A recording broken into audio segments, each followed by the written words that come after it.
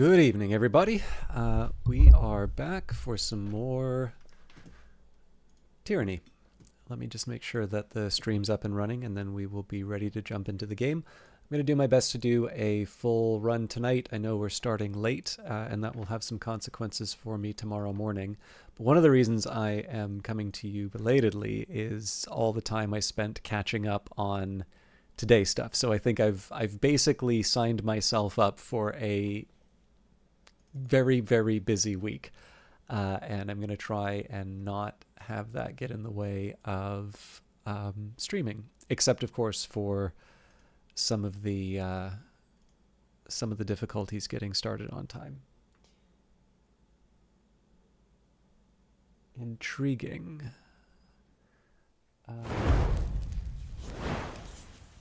Sorry, I've got an update running on the other computer. I think it's downloaded.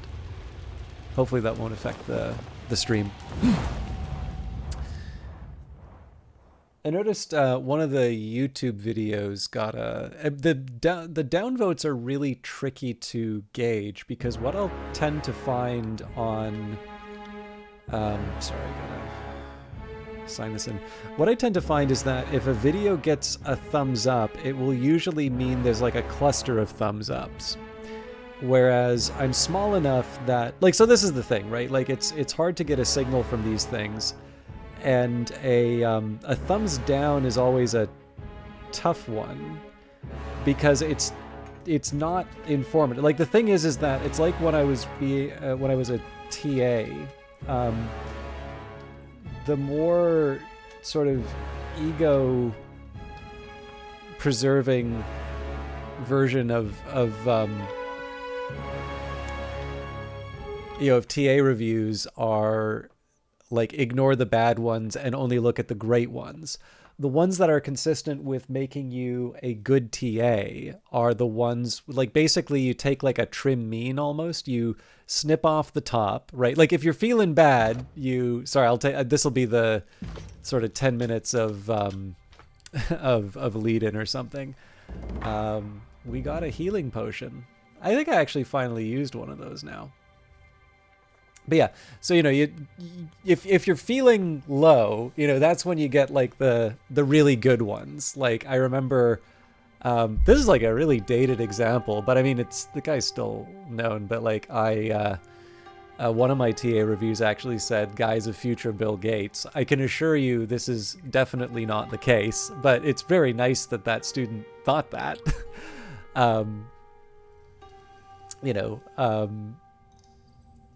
I also have other figures I would like to be compared to, honestly, but I'll take them where I can get them.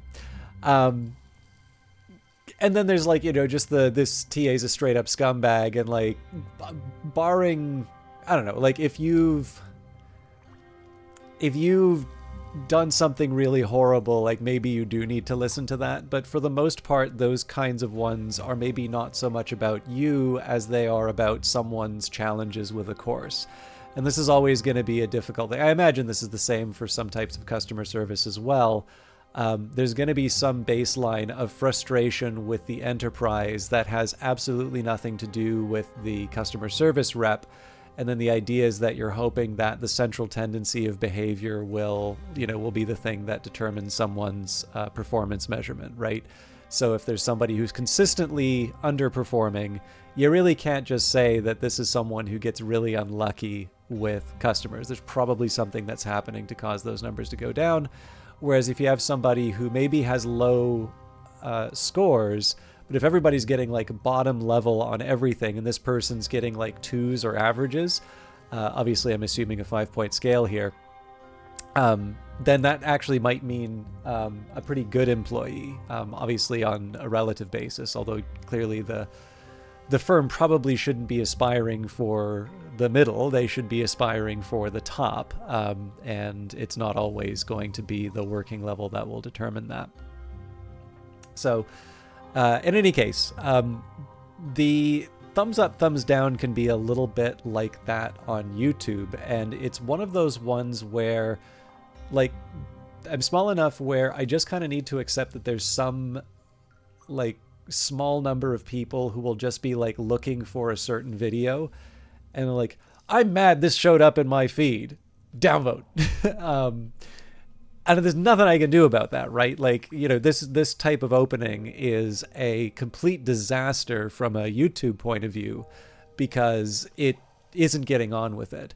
But for the context of a stream, I prefer this kind of opening to some of the other stuff that I'll see, like a countdown or something, because like there's not. This is all puff, right? People. I have gotten some lovely feedback from regulars in terms of saying that they just kind of like the sound of the stuff. It doesn't really matter what's being said, so this is fine, right? You're not missing out on any of the Tyranny story, but it's giving people a chance to sort of work their way in. Also gives me a chance to just sort of check out this update, which really does seem to have downloaded, so that's good news for me. But yeah, it's one of these ones where it's like, okay, maybe actually someone is a Tyranny lover. Maybe it's actually somebody who visited the channel and was really cool, and then they visited the YouTube channel and they hated what they saw. And obviously that is the sort of thing that I want to try and improve on. I don't think, I think maybe if you make a living doing this, you kind of need to really focus on what the audience wants. Although I don't think anybody doing any kind of creative work, and I do sometimes think that that's sometimes putting streaming in more exalted company than it deserves. But I also don't want to be overly mean to streaming either. But you basically, you don't want to be servile, and any creative work is definitely it is definitely something that you do not want to just be done by committee or to be focus group to death. I notice it's actually really funny that I will see so many people share the David Bowie interview talking about never playing to the gallery, and yet this is the exact same group that sort of expects this kind of ideological adherence on topics like AI or like just a number of sort of the cluster of things that people who are creative TM are expected to believe. And to me, that is as consistent with creative stagnation as it is to sort of, just take your last work and spin it. I mean, and just to be clear, there can be some really entertaining and some very successful work that happens that way. So, like Dan Brown has a new thriller out, and I don't mean to be unfair. I've not read it. I've actually only ever read the Da Vinci Code, but based on everything I know about Dan Brown's subsequent books, and in fact what the covers sort of suggest to me, my guess here is that he's probably not really moving that far away from the Da Vinci Code, right? And that could be fine, although I imagine that some of the, never play to the gallery stuff is very much along the lines of, don't just fall into that, safe space of, people expect this from me. And I think that's a good sentiment to have, although I imagine there's probably some nuance, and I imagine that there's some balance that you can draw, because I think, especially for more costly forms of creative output, there is a certain degree of safety that you want to have just in order to get the thing done, right? So, I'd put it to you this way: like, I don't really know if I would feel comfortable with the idea of Christopher Nolan taking the kind of budget he gets to work with and putting it towards a kind of like Stan Brakhage kind of, experimental film. If nothing else, it's just a question in terms of, what do you need that money for? But, I mean, this is stuff that it all works itself out in the end, right? You read one about his code breaking. You got really disappointed when you broke the code before the characters and you know nothing about code breaking. I wonder if that's one of his earlier ones. I'm trying to remember the name, but I'll remember it as soon as I,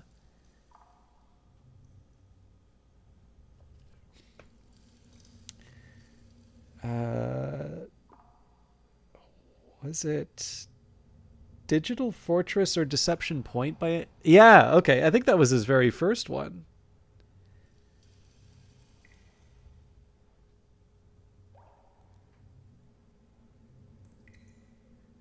1998. Wow. I feel like this is one that I should say. Oh, there's on Wikipedia. There's a section here that says inaccuracies and criticism. Okay, now I'm so sorry. We will go into the game immediately after this, but I am actually really curious now. So, the book was criticized by GCN for portraying facts about the NSA incorrectly and for misunderstanding the technology in the book, especially for the time when it was published.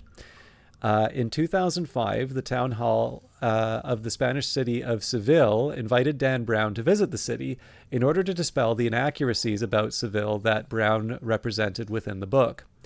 Although uranium-235 was used in the bomb on Hiroshima, the nuclear bomb dropped on Nagasaki used plutonium-239, created from U-238. Uranium-238 is non-fissile. Julius Caesar's cipher was not as simple as the one described in the novel based on square numbers. In the code book by Simon Singh, it is described as a transposition cipher, which was undecipherable until centuries later. The story behind the meaning of sincere is based on false etymology. It is also untrue that in Spain, or any other Catholic country, that the Holy Communion takes place at the beginning of Mass. Communion takes place very near the end. In 2020, the book was featured on the podcast 372 Pages We'll Never Get Back, which critiques literature deemed low quality. So I kind of wonder now, why the hate, man? Like why? I don't normally see Wikipedia go out of its way to like really dump on a book. Was the Caesar Shift cipher the one that you got, by the way, Cree? Good to see you again, by the way. Yeah. So anyway, just to be clear here, I don't want to be unfair to Dan Brown. Like this guy, clearly he has got a good thing going in terms of his formula. But I think this is not a bad example of someone, who very clearly understands what his audience wants and isn't necessarily going to move outside those parameters. Sorry, just give me a second with my update.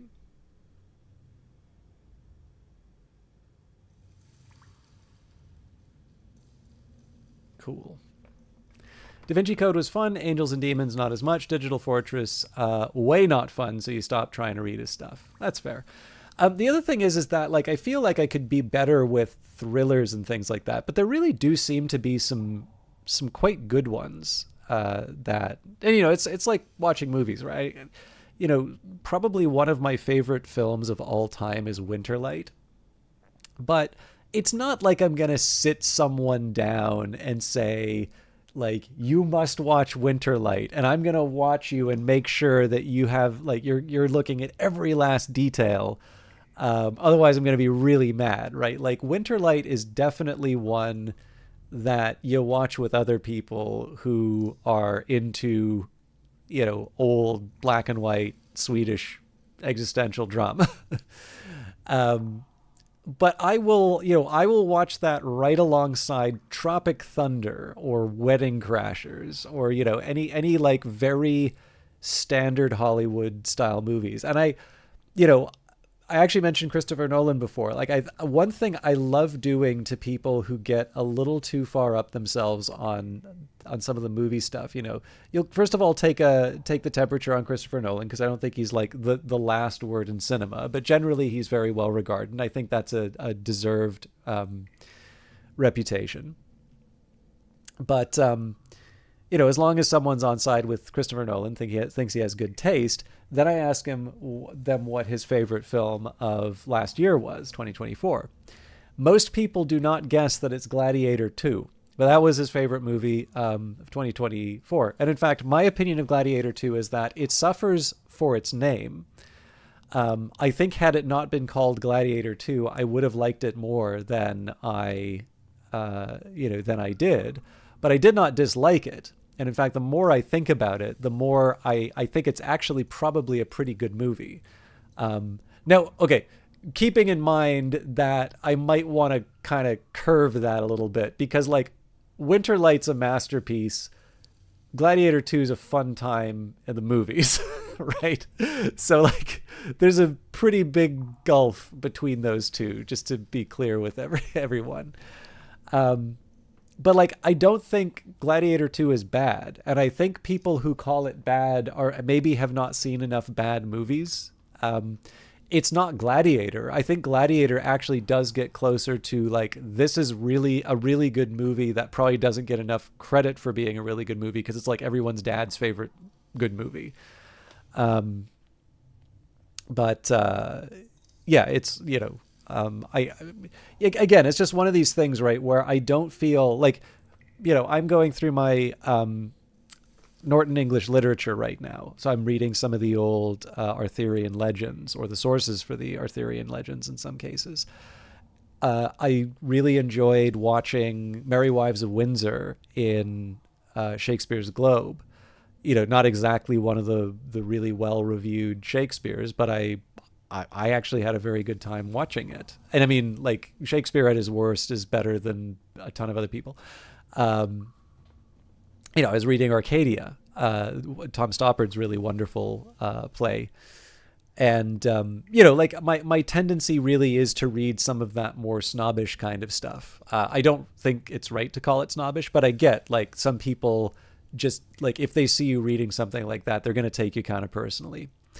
But that can live beside me reading very fun, very pulpy stuff. So I think Neil Stevenson sort of punches above his weight in terms of material.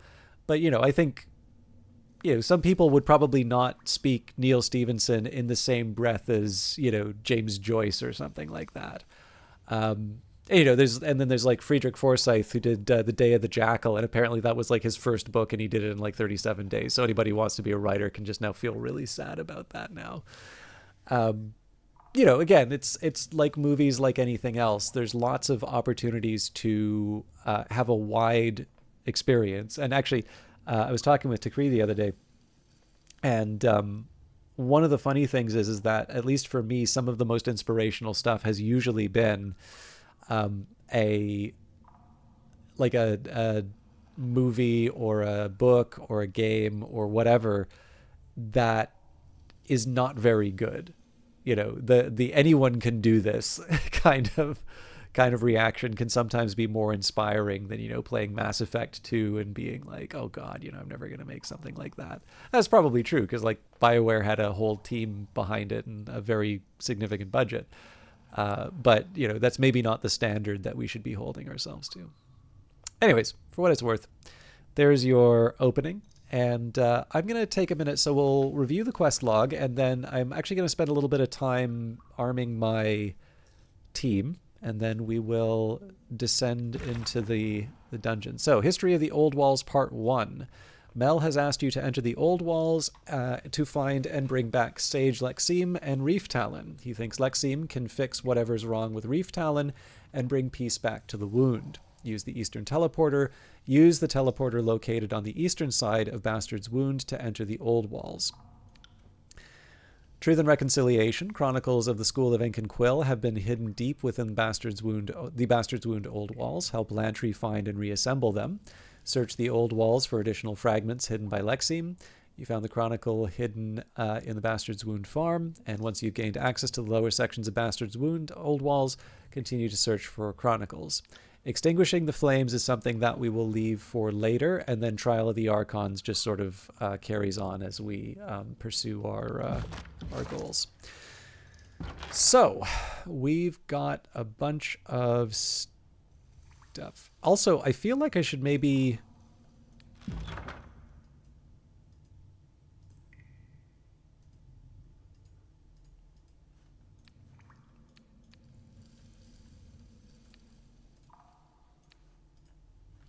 Complete charcoal rubbing for Sunset Spire. We've got that. Note from Iron Guard Vintara. Right, this is the Lethian's Crossing note. Damp mission report disfavored.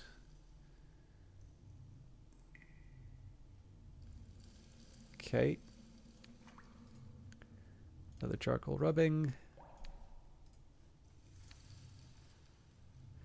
Hastily written note appears to be scribbled in blood and cuts off abruptly. You can barely make out the words. Don't trust Jacquemus. He promised me a commission with the disfavored. If I found his dumb cloak pin or whatever it is, lies all lies, lured me to my death is what he did. Ever since I arrived, these things have hunted me. I can hear them in the dark. Rentus's notes. Sorry, just got to deal with the other computer. Okay. Describe relentless conscription efforts of the Scarlet Chorus gang as they chased the Unbroken across the Blade Grave. The notes include many references to Dauntless, a relic sword of the Unbroken, and many ill-fated attempts to find the blade. There are some crude drawings that resemble a map of the Blade Grave, with a sword drawn on the eastern section of the Oldwalls. And Jagged Remedy's orders. This missive is written in shaky but impassioned scrawl that left deep creases in the parchment. Remedy, the Unbroken, have been most troublesome for Ash and his inbred legion. Invite as many of their number to join our song as you can. Pay special attention to their leader, Matthias, and bring him to cacophony in one piece. We know how you love to cut into tendons and play with the puppeteer, but humor us this once with your restraint. Your adoring leader. Okay, so our focus here, I'll do the usual routine of checking out weapons first, and then follow up with armor. So Iron Great Axe. So this is actually a tricky one for me, because in one sense I have Sever, which has got Annihilation, 25% to the critical damage multiplier. However, the Iron Great Axe has a higher damage and I believe a higher speed. So the question would be, how confident do I feel in my character's ability to deliver... Oh, better armor penetration too. So, do I feel that my character is going to be able to deliver more crits, in which case Sever makes more sense? Or do I feel like, the extra armor penetration is a nice solid base to build on? I think I'll keep Sever, but this is definitely one I would want to keep in my inventory. Stalwart Great Axe is tempting, but the armor penetration's a deal breaker there. I think same story with the Ring Blade. Bronze Greatsword, again, the armor penetration. Had I done this differently, by the way, I can see how if I paid a little more attention to combat, I would have one heavy armor penetration item and then one which is maximizing damage. But if I'm completely honest, one of the things that holds me back on this is just I don't understand how the combat works well enough to switch this stuff out. Now, I'm going to make a guess here that I'm not going to switch out any of Verse's stuff.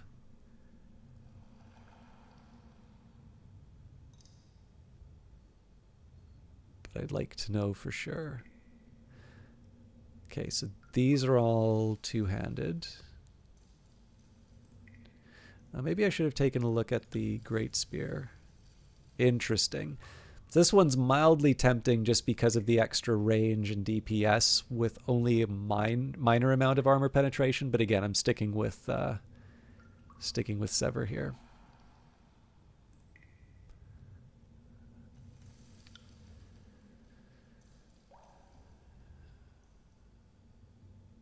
Oh god, this is such a pain to compare. All right, now Barrack's always an interesting one, so I'm gonna guess we're probably not gonna replace Titan's Hoof, but never hurts to check.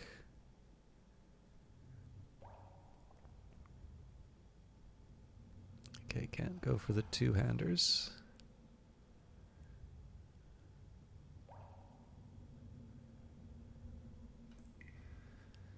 Shield-wise. Okay. And then Jagged Remedy's Thirst. So it seemed to me that I probably want a blade for this. I think that's the main reason why I went for it. I would be willing to entertain... Okay. Looks like the iron heater shield is a reasonable replacement. All right, works for me. But we'll obviously keep him with his primary loadout. And then Lantry, I can't really see. So yeah, it's Lantry's Quill, Sigil of Life, which gives us +10 control life. So I really don't see how I'm going to have anything to replace that. So we'll go to armor, and then we will move on with our quest. So this is also a pretty straightforward one, because with so much heavy armor, the only person I would theoretically put heavy armor on would be Barrick, and Barrick can't remove his armor. So Scarlet Chorus leather armor is kind of tempting here. I see reductions in frost and crush, but I gain overall armor / pierce, fire, deflection, and I move faster. I'm going to resist the urge for now, but we will revisit this in a moment.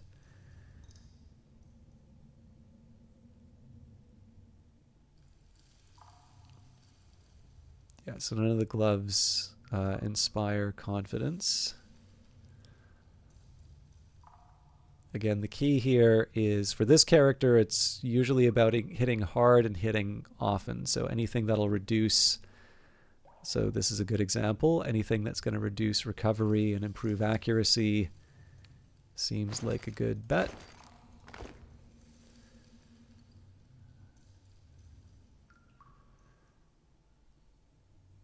And then the heavy armor hurts the recovery too much, so again, open to the possibility of Scarlet Chorus leather armor, but let's see what the rest of the loadouts can give me. So sort of a similar argument to Scarlet Chorus leather armor here. In fact, arguably this might be slightly more appropriate for verse. Not sure.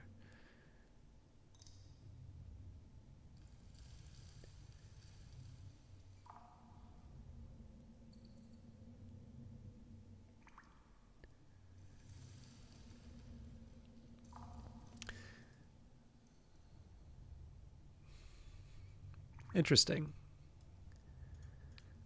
I could definitely see this working. Lower deflection, better recovery and accuracy.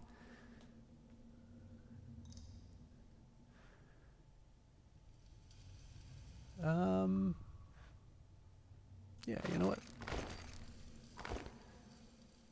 Let's start making some bolder choices.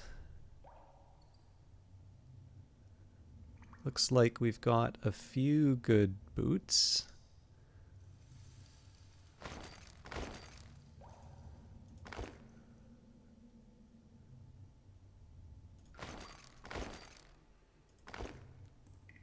Figure patchwork looks a little bit better on verse.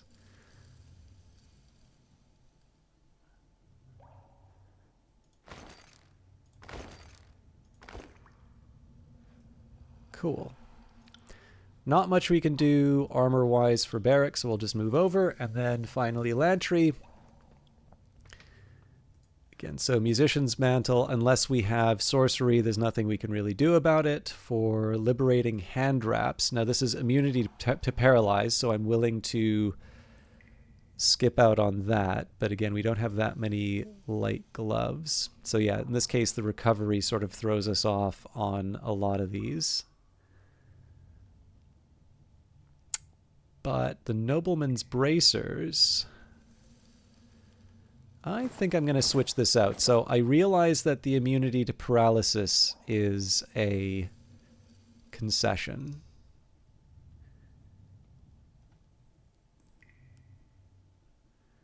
All right, now for this one, yeah, it's just the Nobleman's Hat, so we should be able to switch things out potentially, as long as it doesn't hurt the recovery.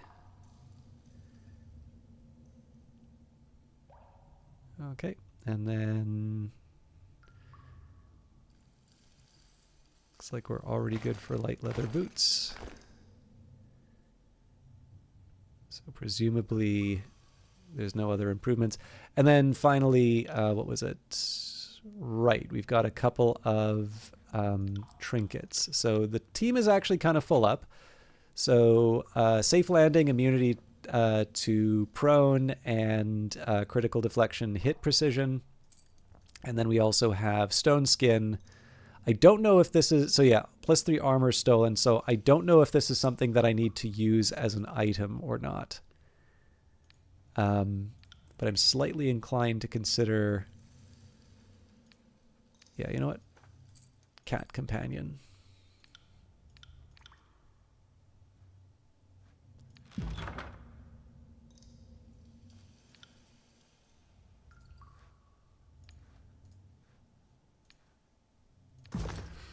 All right, this works for me. I'll do a quick save over the old file.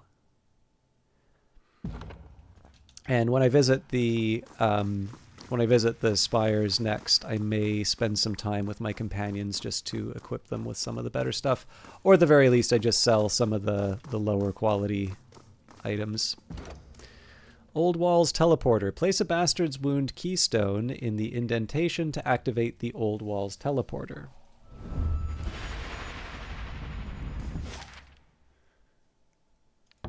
The abyss. Water floods even the deepest passages in the Bastard's Wound Oldwalls. Only the mystic lanterns of the ancients illuminate these depths. Little sound mars the air, save the moans of sleepless and the wail of the bane. Now I'm noticing there's a couple of empty areas here still, so I don't know if this translates into... I don't know if this translates into future areas to examine.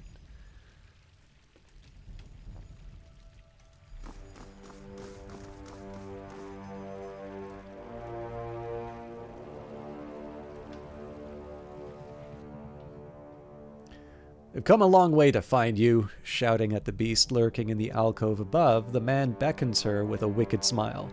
Why don't you save us all the trouble and come down here? His companions shift nervously, hands upon the hilts of their weapons. The massive beast woman rises from her haunches, revealing an intricate array of painted symbols that race busily across her entire body. Can smell desire for blood on human's breath, can see intent in deceitful eyes. Scamper, run, flee now, before Reef Talon separates flesh from bone. We only want what's best for the wound. Jaspos has a plan to help everyone, but he needs your help. Come, let's talk this over like civilized folk. There is no need. Leave now, while hunters have legs. See sleepless in Oldwalls? Husked ones step and stumble, hearts beating with purpose. Go now, avoid same dreamless fate. Return to... She cuts herself off, sniffing the air intently. She drops down on all fours, eyes snapping in your direction. The Fatebinder. Reef Talon can wait. More talent to the body count. Alright. I lost a little bit of time and my update's done, so just bear with me 1 second.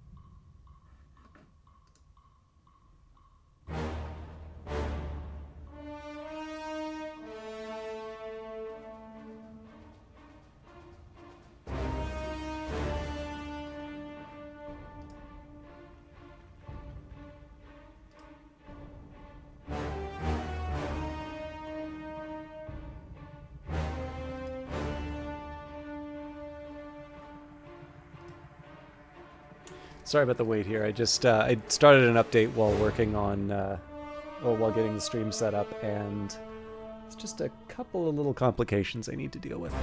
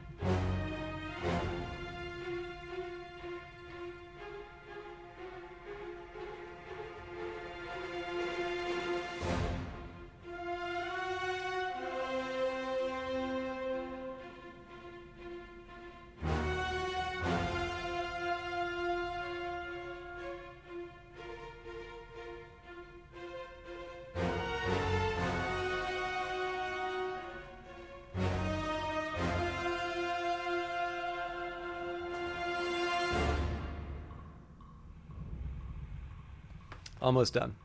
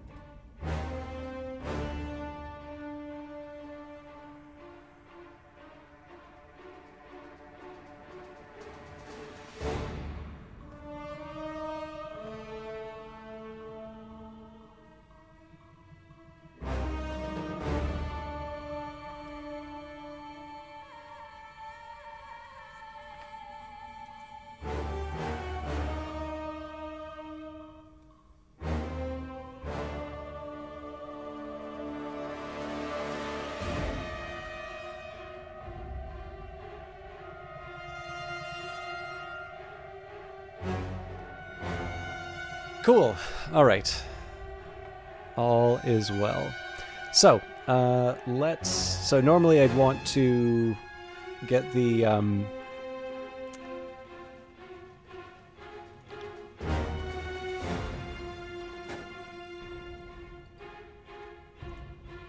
no, what are you doing?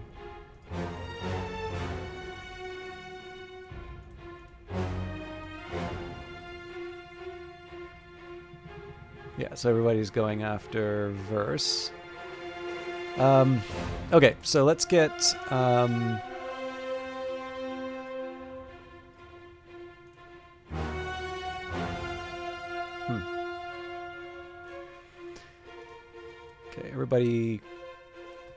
everybody who's not Barrett can move back. Barrett can run forward. There we go. And then get him to do Clash of Iron. Yeah, so we still have people trying to hit Verse.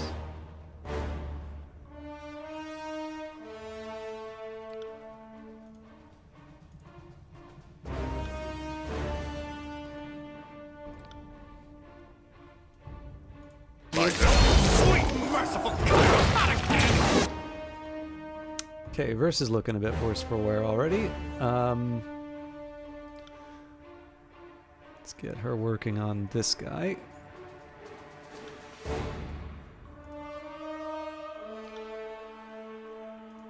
You got it.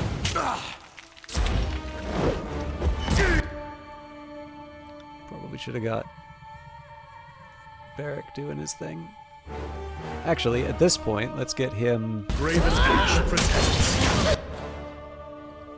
Okay, so I may need to... Yeah, I'm going to need to heal Barrick and then get him set up with defenses.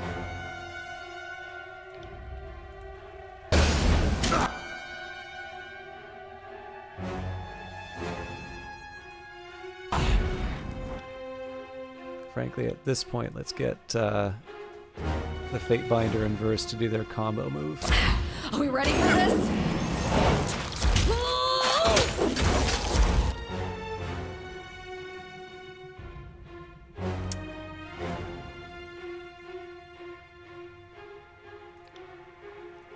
Kind of need to maximize damage right now. And in fact, I should find out... Alright, so it's the beast woman who's wreaking havoc on us, so I actually should be prioritizing her. I will do so in a moment. Okay, not looking good for Lantry. Yeah, he's done. Alright, this might be one we need to restore, but... Okay, this actually pisses me off a bit. Clearly... Yeah, you know what? I'm reloading this. So apparently the reason why the Fatebinder was occupied was just being held in an eternal combo. Not great, but I will definitely focus on the Beast Woman more next time. We'll skip through this.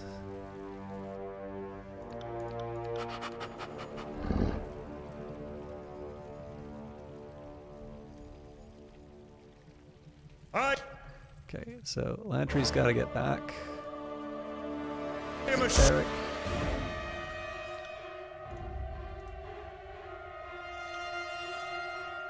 shield wall unto myself.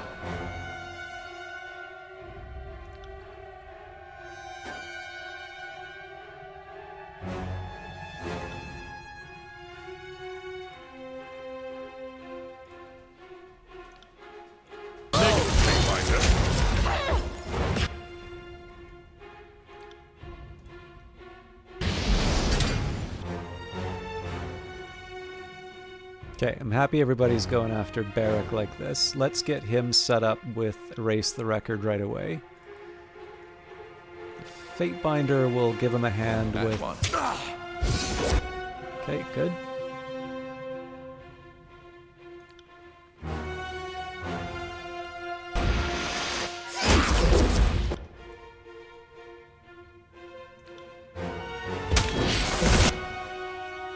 Okay, Beric's not looking good right now. It's off me.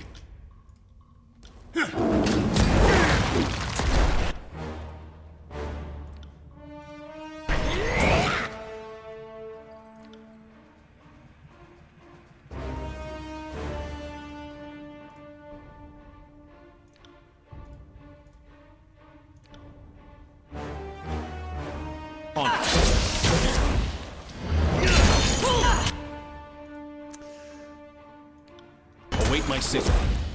Someone staunch my armor. This is not an easy fight. Okay, so Lantry can't be... Basically, Lantry can't be here. The one saving grace is that the main magic... hello, Van Gogh If I Master. had kids. Okay, let's kick them in the head. You got Doing it. that one. Okay, that's good. Consider it.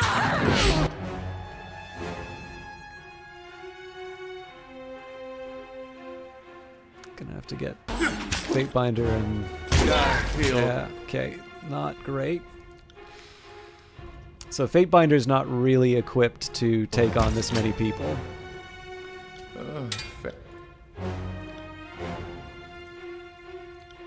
Dang. I'm thinking we're not gonna survive this. Don't know why Verse on isn't it. doing anything though.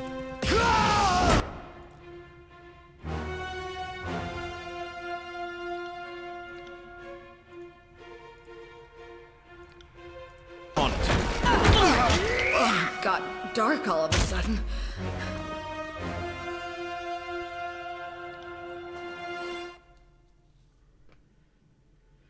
All right, so I don't have a lot of good answers for how I should handle this one. I should maybe get a little bit better at the interrupts on the spellcaster. And maybe make sure that Beric's the one to run ahead.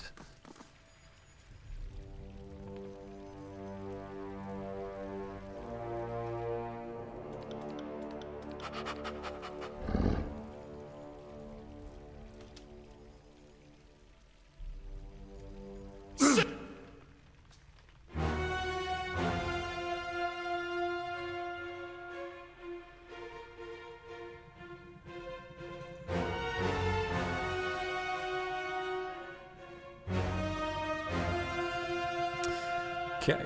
Again, actually, in this case, let's just absorb everyone into... I'm going to get Beric to charge forward like this.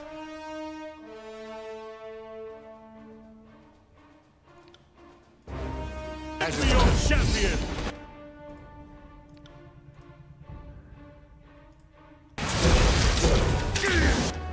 Okay.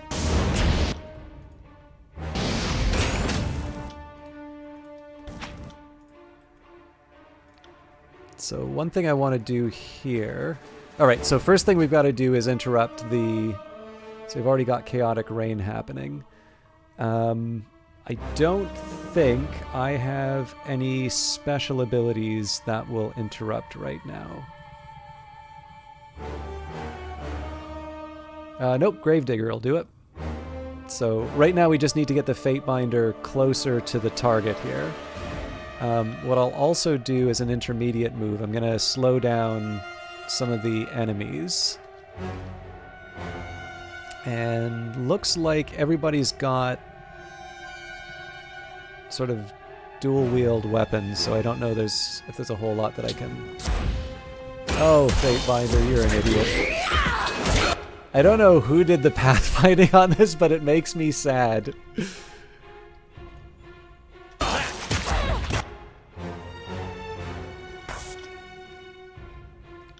Sure would be cool if Barrick would, you know, do stuff. I got it.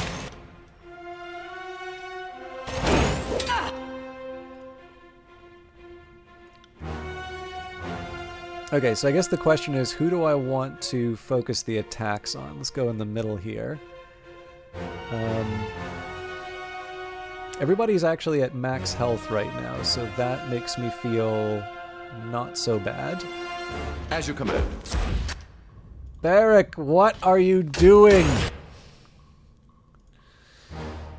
Oh, this is frustrating.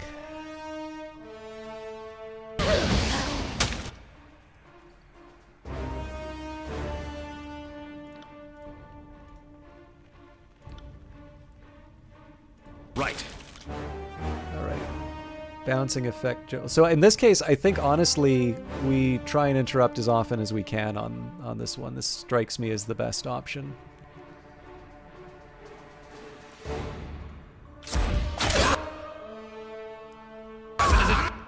And I think, yeah, the head strike didn't land on time. I will have to remember that for future.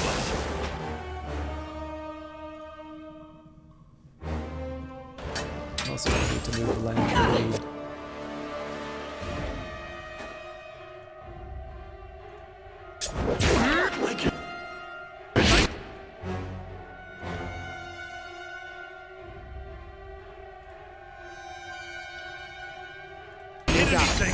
Okay, I don't know if this is gonna trigger in time, so... Let's do it, you and me. Yeah, that's chaotic, right? Oh god, thank god. Okay, so False Pit just saved our bacon.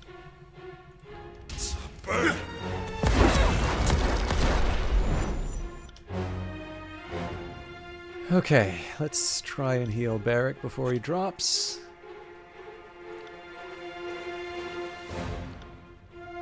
Will do.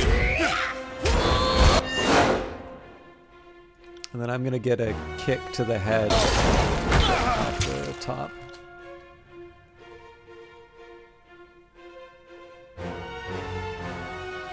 And we're gonna do On a your quick... command.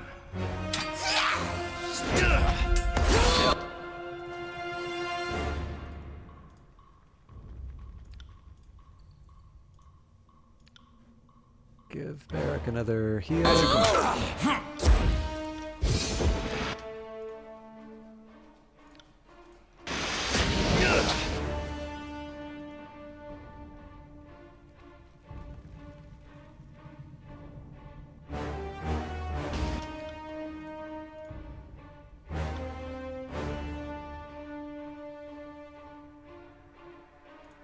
Consider it done.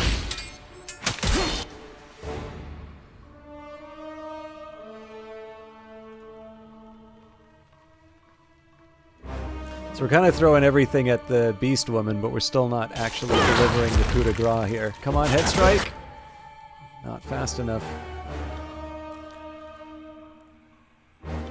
So in this case, we just need to... Alright, well, that's a start.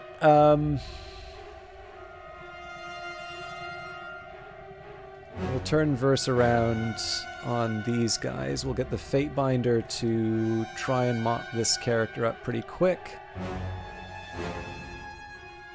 Unfortunately, Barrick's looking pretty rough. Alright. It's a start. How's his defenses?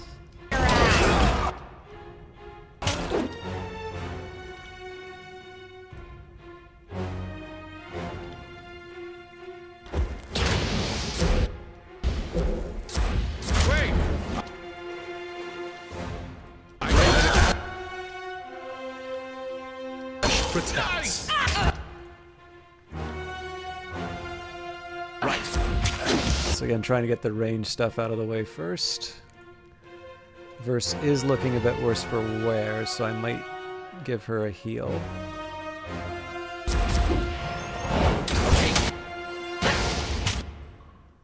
Bleed out, you little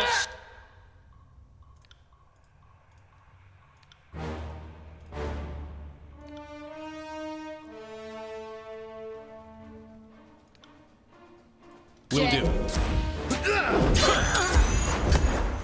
Okay, that didn't do anything. Let's strengthen Barrack now. Consider it done. Nice.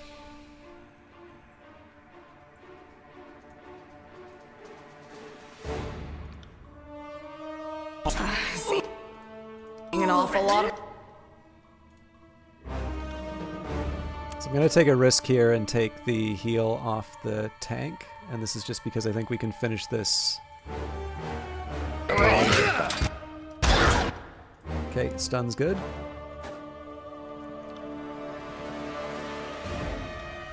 Can't do that. I do not understand why it's not letting Apollo. me.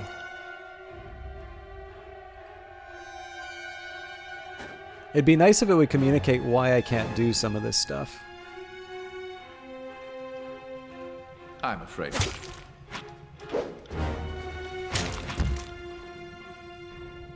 So let's get Barrack to... I will aid you. Take me if you can. Okay, and everybody piles on.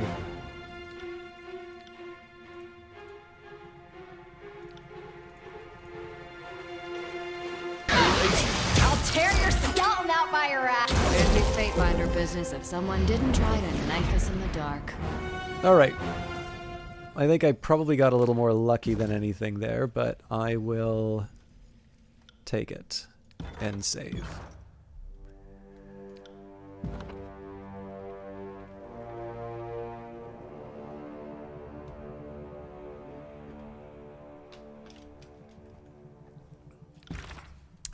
You found Reef Talon, but currently have no way to reach her. Find the missing torch keys to find Reef Talon's location. She may know where Lexime is. Oops.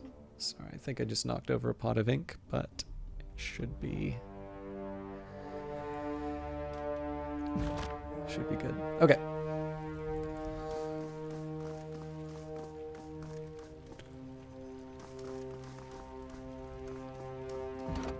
Oldwalls beacon. The crystal in this beacon appears to react to the presence of torch keys found in these Oldwalls. It's probably true for everybody else. Yeah. Return and face us, beast! Coward! We must pursue Fatebinder. Let us seek more of those blasted glowing rocks.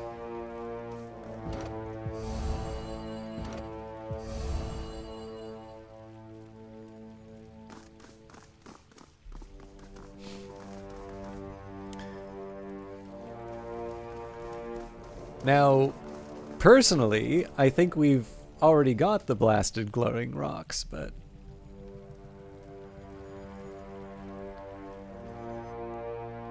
As you consider the distance between you and the Oldwalls mechanism, you feel a slight warmth emanate from the Warden's key. Time to see if this Warden's key does what it advertises. Want to take bets?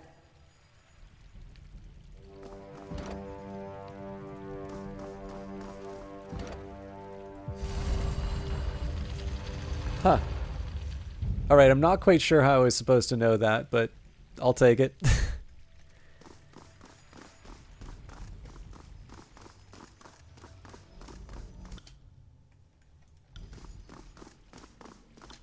So, unlike usual... Actually, there's a couple things I'm going to do here. One, let's refresh everybody with health potions.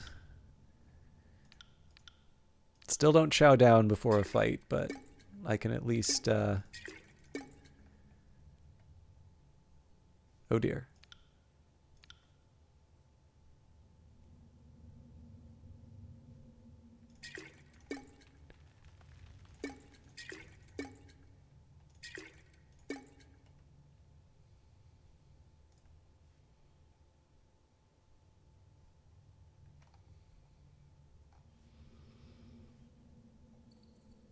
I feel like somebody should be wearing this. It's probably a barrack item.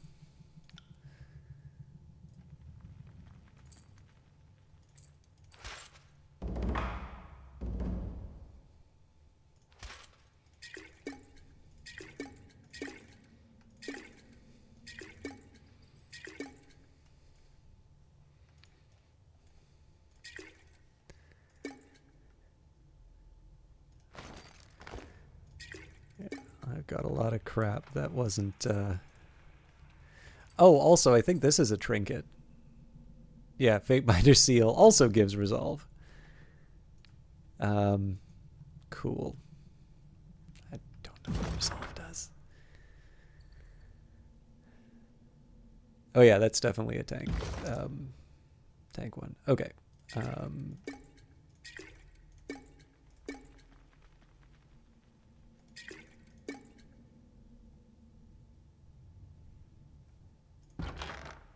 This is acceptable.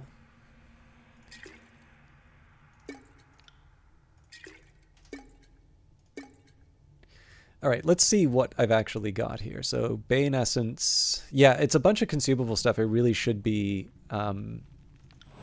using more of. Potion of Protection, bonus armor for big heals. Yeah. I really should be using these consumables more.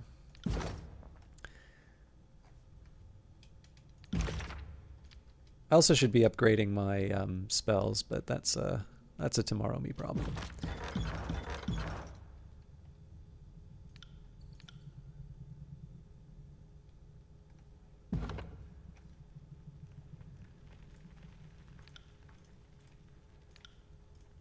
I cannot. Okay, so Barrett goes in first. Everyone else follows.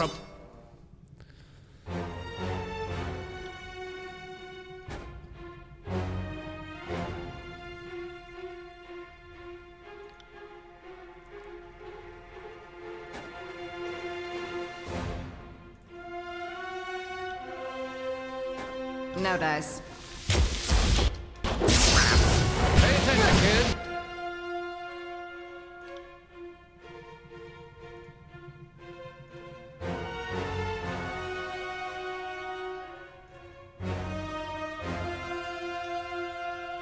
You might learn something.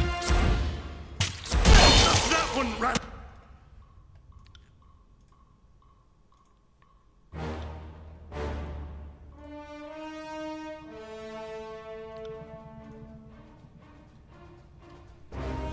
Barrett's voice actor is Dio from JoJo's Bizarre Adventure, and you can't just not. So I've never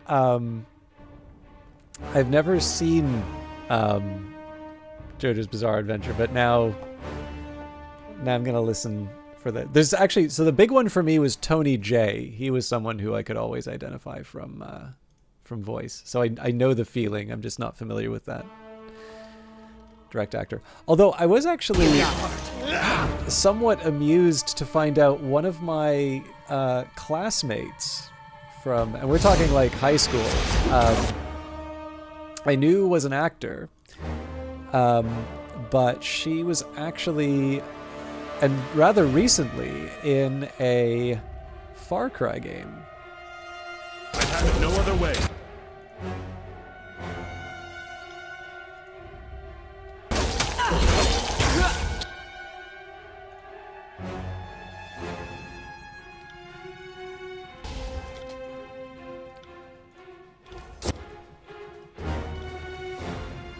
have it no other way. You know, for all the pausing I'm doing, actually, my people aren't that low on health. Which is good in my How opinion. about you, but I feel like fighting someone.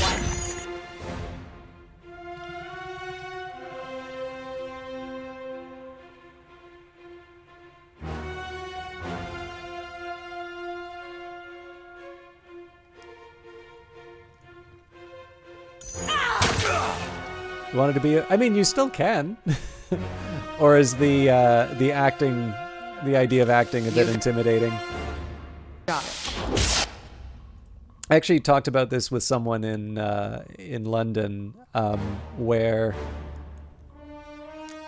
for me, I feel like it's not unreasonable to have some ambition, if not to do voice acting, at the very least to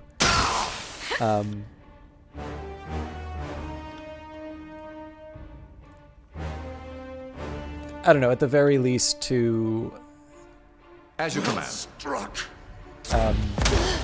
like narrate. But I also know, and, you know, it's not. I have no more right to this. I have no more right to this, like this occupation than anyone else. But I also know that there are a lot of people who, because they have a broadcast, immediately think that they can be a voice actor, and it Will do. is actually one of the more discouraging things to just know that I'm going to be lumped in with a bunch of people like that. Like, to be very clear, I think my greatest weakness would be in actual voice acting, because that doesn't just require me to be able to provide a voice, but that requires me to be able to deliver a certain type of voice on command, which is a very different prospect from, you know, doing my stream thing. But I will also recognize, like, one of the reasons why it's a bit discouraging is that I kind of understand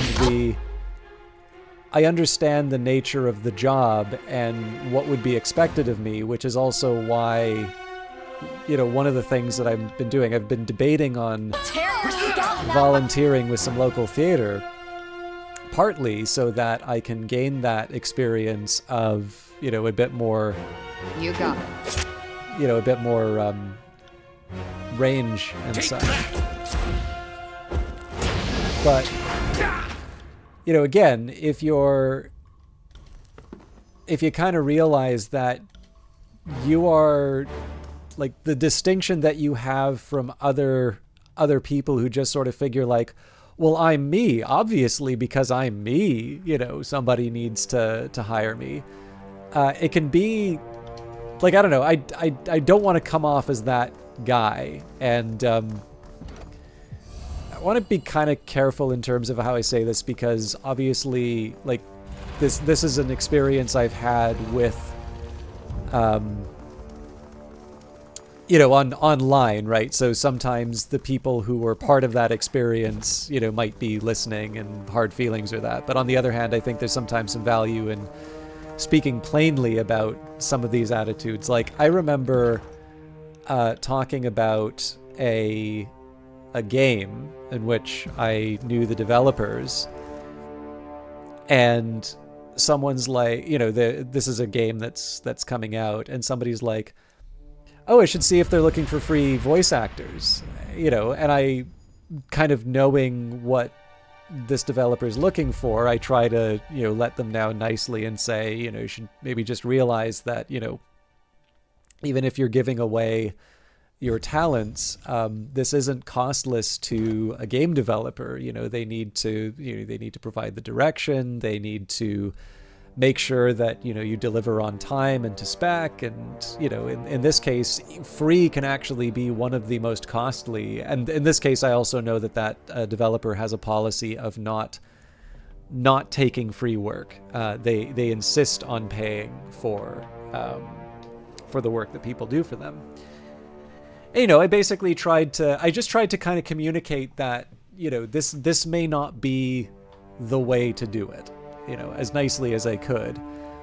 And, like, I get this just, borderline condescending reply of, no, I'm giving it for free, right? As if, hanging out outside, there's a couple fine dining restaurants near, near where I live. Fine dining by my standards. I'm sure they're just average restaurants.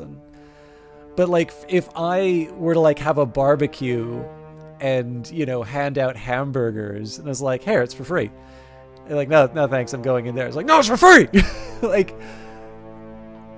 that is, if anything, going to make it less attractive to people. So, again, like this is the problem, right? I do not want to discourage people from pursuing something that they are passionate and interested about. But it's also very, very difficult to try to encourage that sort of stuff while simultaneously also trying to communicate to people that, like, is this just so that, like, for a number of people, it's basically so that they can coast on the reputation of an existing creator. And that is not helping, right? That is getting the opportunity to be like, well, I worked on ... So, and though, like, you need to avoid those people like the plague. And I guess one of the reasons I feel kind of strongly about this is that I've also been in the, some of you may remember I gave sort of a secret little run of a game called Dark Web Streamer. And Chantel, the game developer behind that, has been, I would say credibly, to her credit, has been very open about the difficulty of free.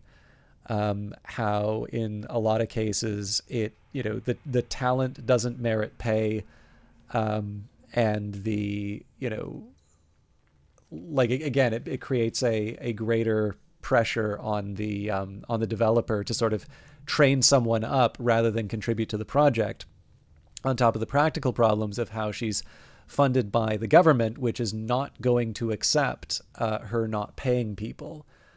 And just to be clear, like, she is infinitely more progressive than I am on just about any given issue. This is absolutely not a game developer trying to get people to work for nothing. But again, it's the difference between, I think the thing that bugs me, it's the same reason why I get bugged by certain broadcasters who do like lots of charity drives. Because in one sense, I like charity drives. Like, if you really want my opinion on this, like, it's like George Bernard Shaw's Major Barbara, where like the whole moral dilemma, Major Barbara is a Salvation Army officer. And the dilemma of that play is whether or not she should accept a large donation from a person whose fortune comes from alcohol sales, which, for those of you not familiar, the Salvation Army would consider counter to their efforts. They work with recovering alcoholics, and if you are an officer in the Salvation Army or like a soldier, you would not make a pledge to abstain from alcohol. Or there's another, I think, like, I'm sure a modern adaptation of it would be like the arms trade or something like that. But yeah, like, it's, my view on this one is like, yeah, it doesn't really matter where the money comes from. It matters what it's used for. Right. And I can give a slightly more nuanced and professional view of that, but, so overall, like, if money is being raised for these causes, I'm happy for that.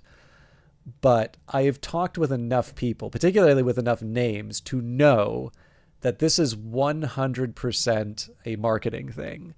They could not be less interested in the cause that they are raising funds for.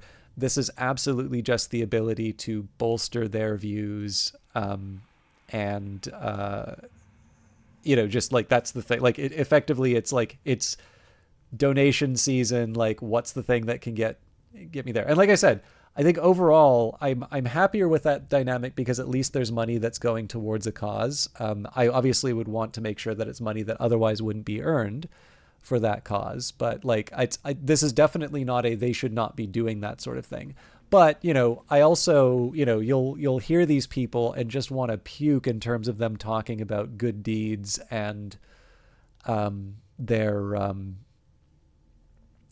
family, community, all the usual lines that you'll hear. And, when people are a little bit more freely spoken, maybe in a in-person meetup or something like that, to just know the level of cynicism behind it is really off-putting to me. And so maybe it's that impulse, but for the similar reason, right, when I see people talking about volunteering for a popular game as if they were doing the developers a favor, when of course what it really is their opportunity to sort of be reflected in the glory. They're not considering the talent that they're bringing. They're not considering what contribution they're making. To me, it's really frustrating because I think I'm maybe just more conscious of like the costs involved in terms of bringing it in. But I also maybe just have an unnecessarily cynical view of people. Also, we've got Ellen Ripley here, says, that reminds me, I have a stack of soiled newspapers and you may have them for absolutely free. Yeah. Or no, actually, you know what? I should have thought of this example, because especially thinking of the Salvation Army. It's like people who put their garbage at a thrift store, right? The thrift store is not going to sell it. The thrift store now has the time and expense of getting rid of the junk. And yeah, like it's, that donation exists basically so the person can clean their conscience of basically dumping, right? Instead of tossing a mattress on the side of the road, they're dumping it at the charity. So yeah, that one, again, I would never want to discourage people. Like, I think the biggest thing for me is like, this is one of the reasons why I go to the local game dev meetups, right? If somebody was looking for voice talent or something, or if somebody was looking for data analysis or something like that, I would genuinely love to be able to throw my hat in the ring, right? And like I said, I am in fact seeking out community theater, not as an actor.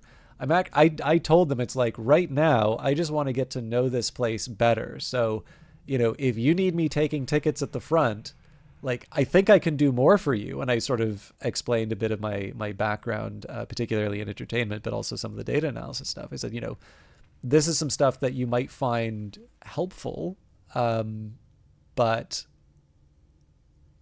I'm going to do Blade Dancer 2 here. But, right now, this is the get to know you phase. Like, I am happy to, do, the work, whatever the work may be. I really need to mess around with these sigils, because there's very obviously some powerful magic that can be cast in this. But yeah, again, it's like, the thing is, that the same people who would, would talk about, like, again, whether it's the charity stream, it wouldn't be done if it did, if there weren't credits, or if it wasn't publicized. And likewise, that those offers for free voice acting would not happen on a game that's going to go on itch.io and have 10 people download it. They want to do it on the game where the game developer has previously, released something that was #1 on Steam on release. And again, like, to me at that point, it's like, is this about the game? Is this about the craft? Or is this about, your resume? And these things, don't always have to be in competition, but, it's nice to be honest about it. Now, I'm sorry for the rants, and I'm also particularly happy to see you here, Ellen Ripley. It's I realize I've been bombarding you with all sorts of Actually, I feel like there's two topics that I bombard you with. It's either our mutual streaming companion, which you must be getting absolutely sick of, or it's like complaining about tech stuff. But anyways, I'm not going to do like a full-on break, but it did just occur to me I need to get something ready for dinner for tomorrow, and if I let it go any later, it's probably going to be frozen by the time I It's going to be frozen by the time I get home. So just bear with me 1 second. I'm literally just moving one thing from the freezer to the fridge, and I will be back for more Tyranny.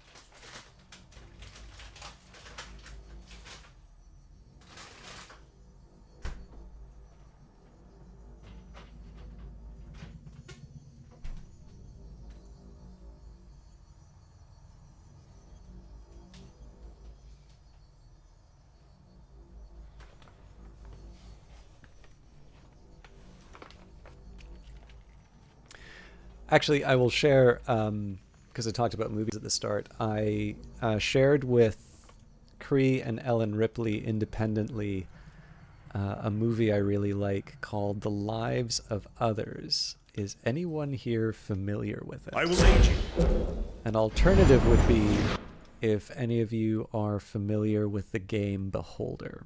I believe there are now 3 Beholder games. I got it.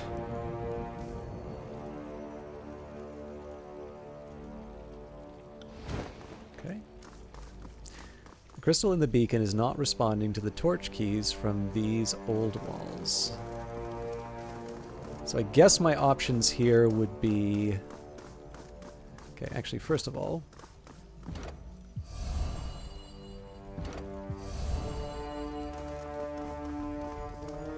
Still figuring this one out, but...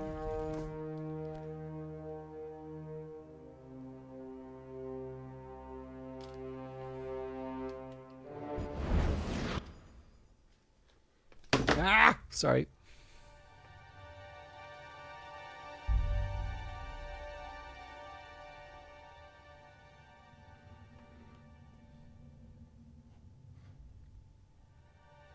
Sure, at one point I don't have my tablet up in front of me, but I've got my like balance of mobile and stream and second monitor and all of that, but because the mobile is just sitting there on the edge, it does have a tendency to sort of fall over and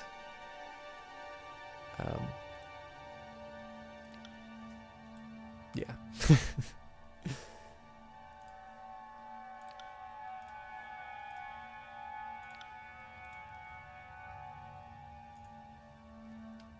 Leroy. Right. Oh, very good. Oh crap, there's more than I was expecting. Send me your champion!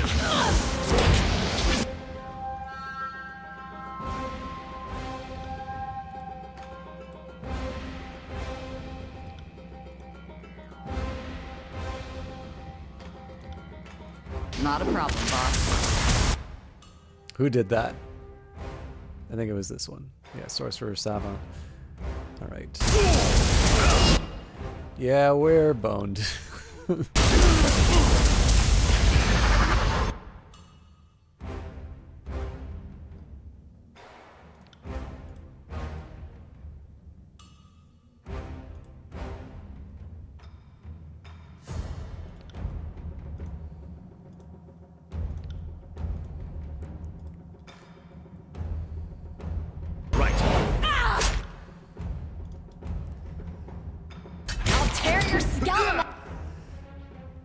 Okay, let's do prone. Out by your ass. Nice. So make sure we'll put the ice on the spellcaster. But unfortunately, we're too spread out in terms of the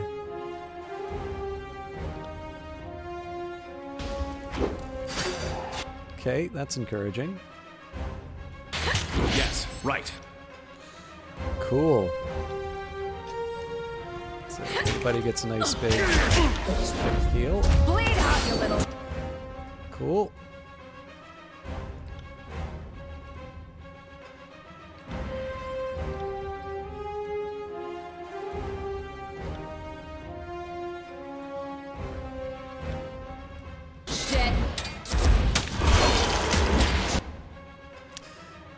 Fatebinder could use a hand.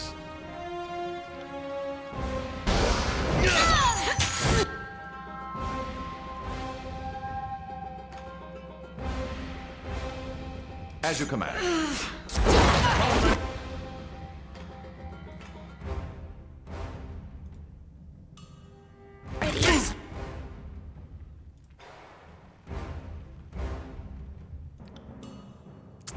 Wonder if we can kick her in the head in time. My iron!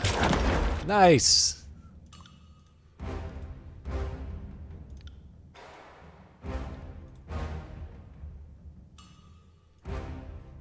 Actually, you know what? So Barrack can stay up front here. And Lantry can just I will aid you. back off.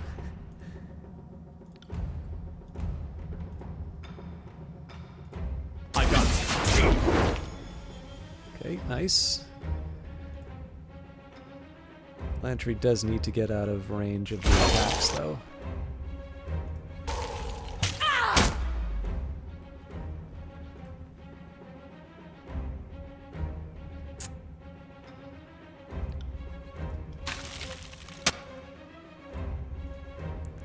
Okay, I think we're gonna get Verse to just run straight up.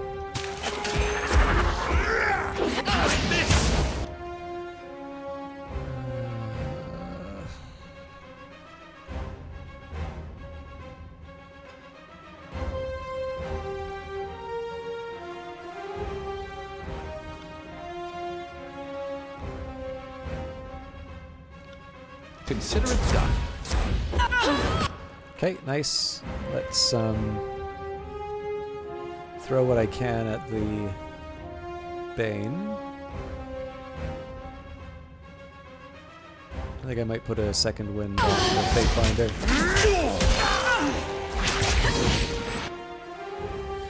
Well, gave a little bit of life, but definitely going to be a challenge. At once.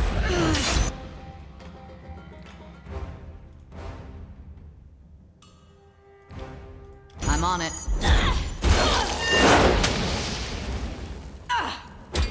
Okay.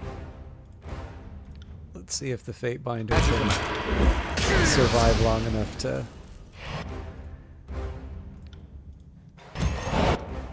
That's helpful.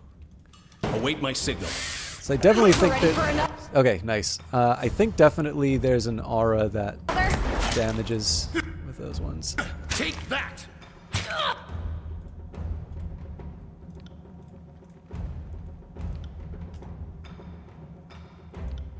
I got it. Every day you see someone just wandering the old walls like it's the Farmer's Day market. Cool. I got it. I'm getting a little paranoid with my saves here. I've lost it. Gone. Gone. Forever lost. A glassy-eyed man sways on his feet, his countenance sickly pale and ashen half-circles clinging to the undersides of his eyes. He stares forward, gaze unfocused, seemingly unaware of your presence. It must be in the water. You should keep swimming, swimming, always upstream. As you step closer, he turns to face you and squints his eyes. You there. Have you seen it?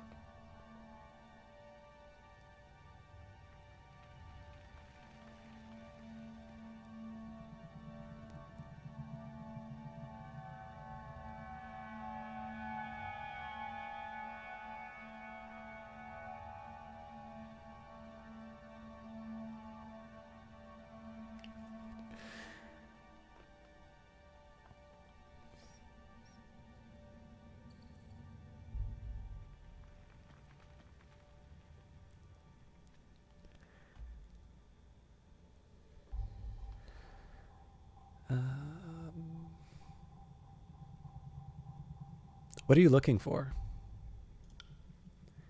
His brow furrows as he confronts your question. I knew it just a moment ago. I lost something important. I did. I'm so tired. How long have I been...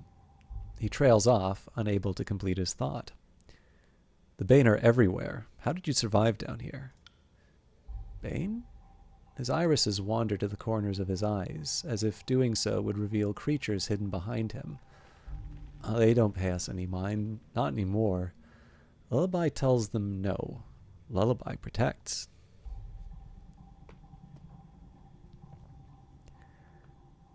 You don't seem well. He blinks at you without comprehension. I'm awake, aren't I? This isn't a dream? He reaches out and grasps your shoulder loosely, then firmly. My thoughts come and go, and I sometimes can't tell if I still live.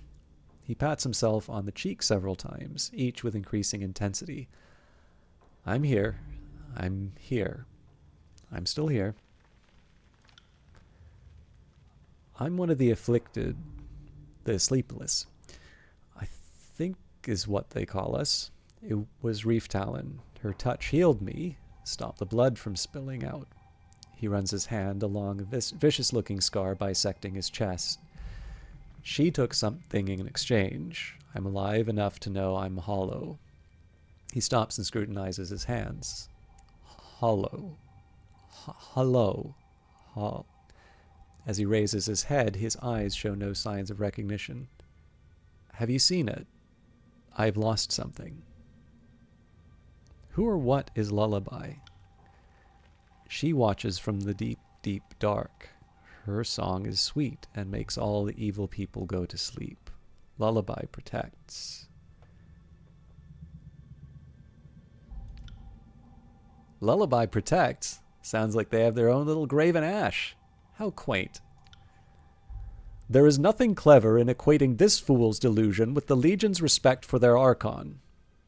I'll be going now.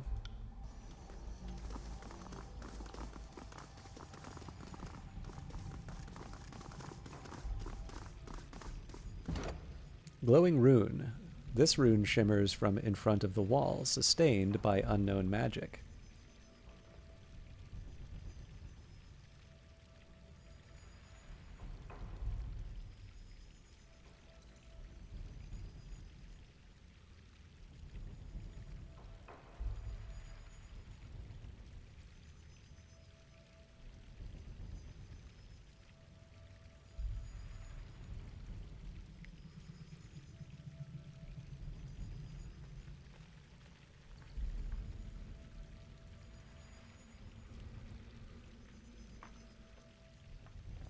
Learn the rune and incorporate it into your spells.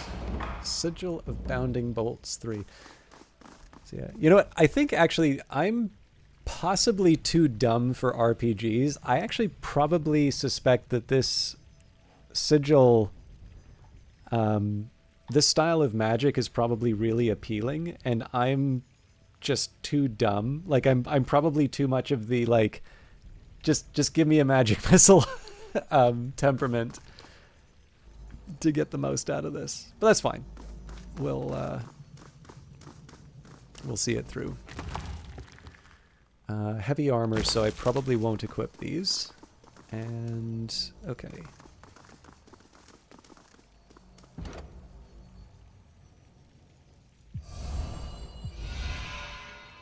Interesting. So clearly we need to somehow drain the water.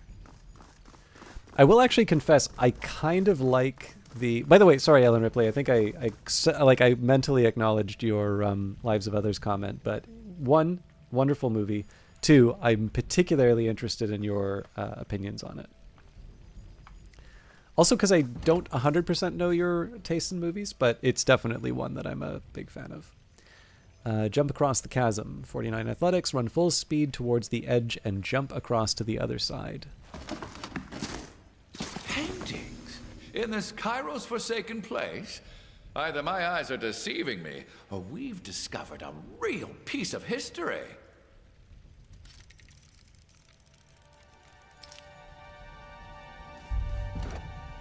Oldwalls mural. An ancient mural is painted onto the wall. The mural before you depicts two beastmen-like creatures rising from the floor, larger than life in stature and presence. They both carry upon their backs massive rectangular tower-like structures. Between the columns are what look like corridors of the Oldwalls, twisting and turning at right angles. Strewn throughout the corridors are dashes of colors, blues, whites, and purples twisting in spirals reminiscent of the Bane.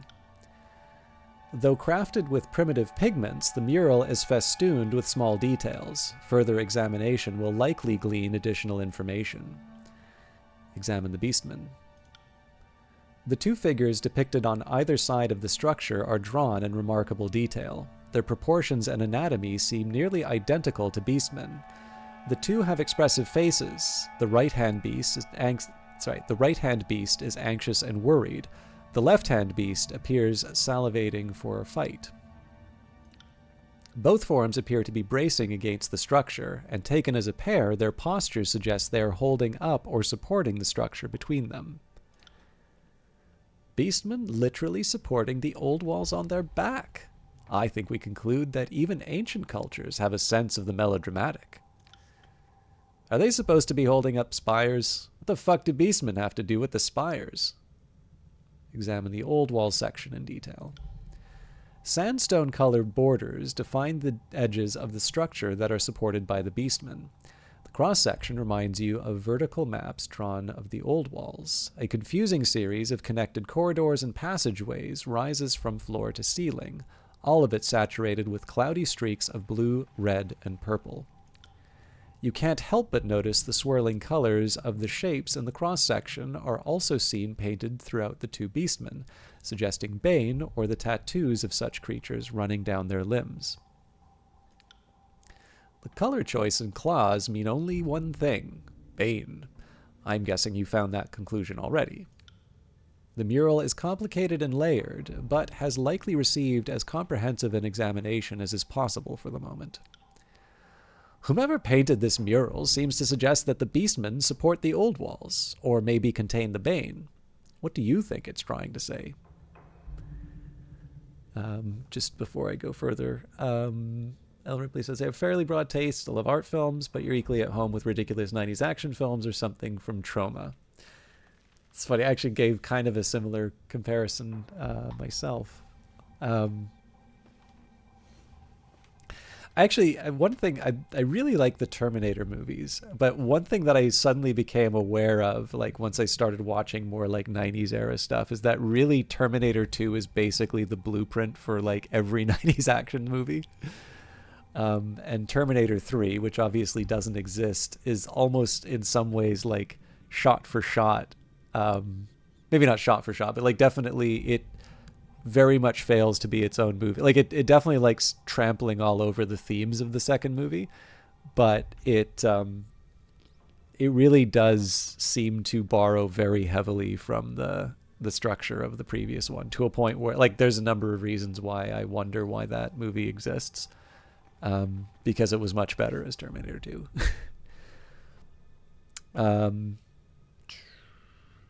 So my options are, I think this mural supposes that Beastmen built or at least maintained the Oldwalls. I think it's showing a mystical link between Beastmen and Bane, Oldwalls and Spire. It's all connected. If you look past the beasts, I think it's suggesting the spires are powered by the Bane coursing through the Oldwalls. It's an ancient statement of purpose. Beastmen were meant to fight Bane. I think it's showing a mystical link between Beastmen and Bane, Oldwalls and Spire. It's all connected. I noticed the same colors used on the Bane are drawn in the Oldwalls and in Beastmen. Maybe that's to show their common magic source, as you posit. Satisfied with your investigation, you step away from the mural and leave its nuance for the next traveler to ponder.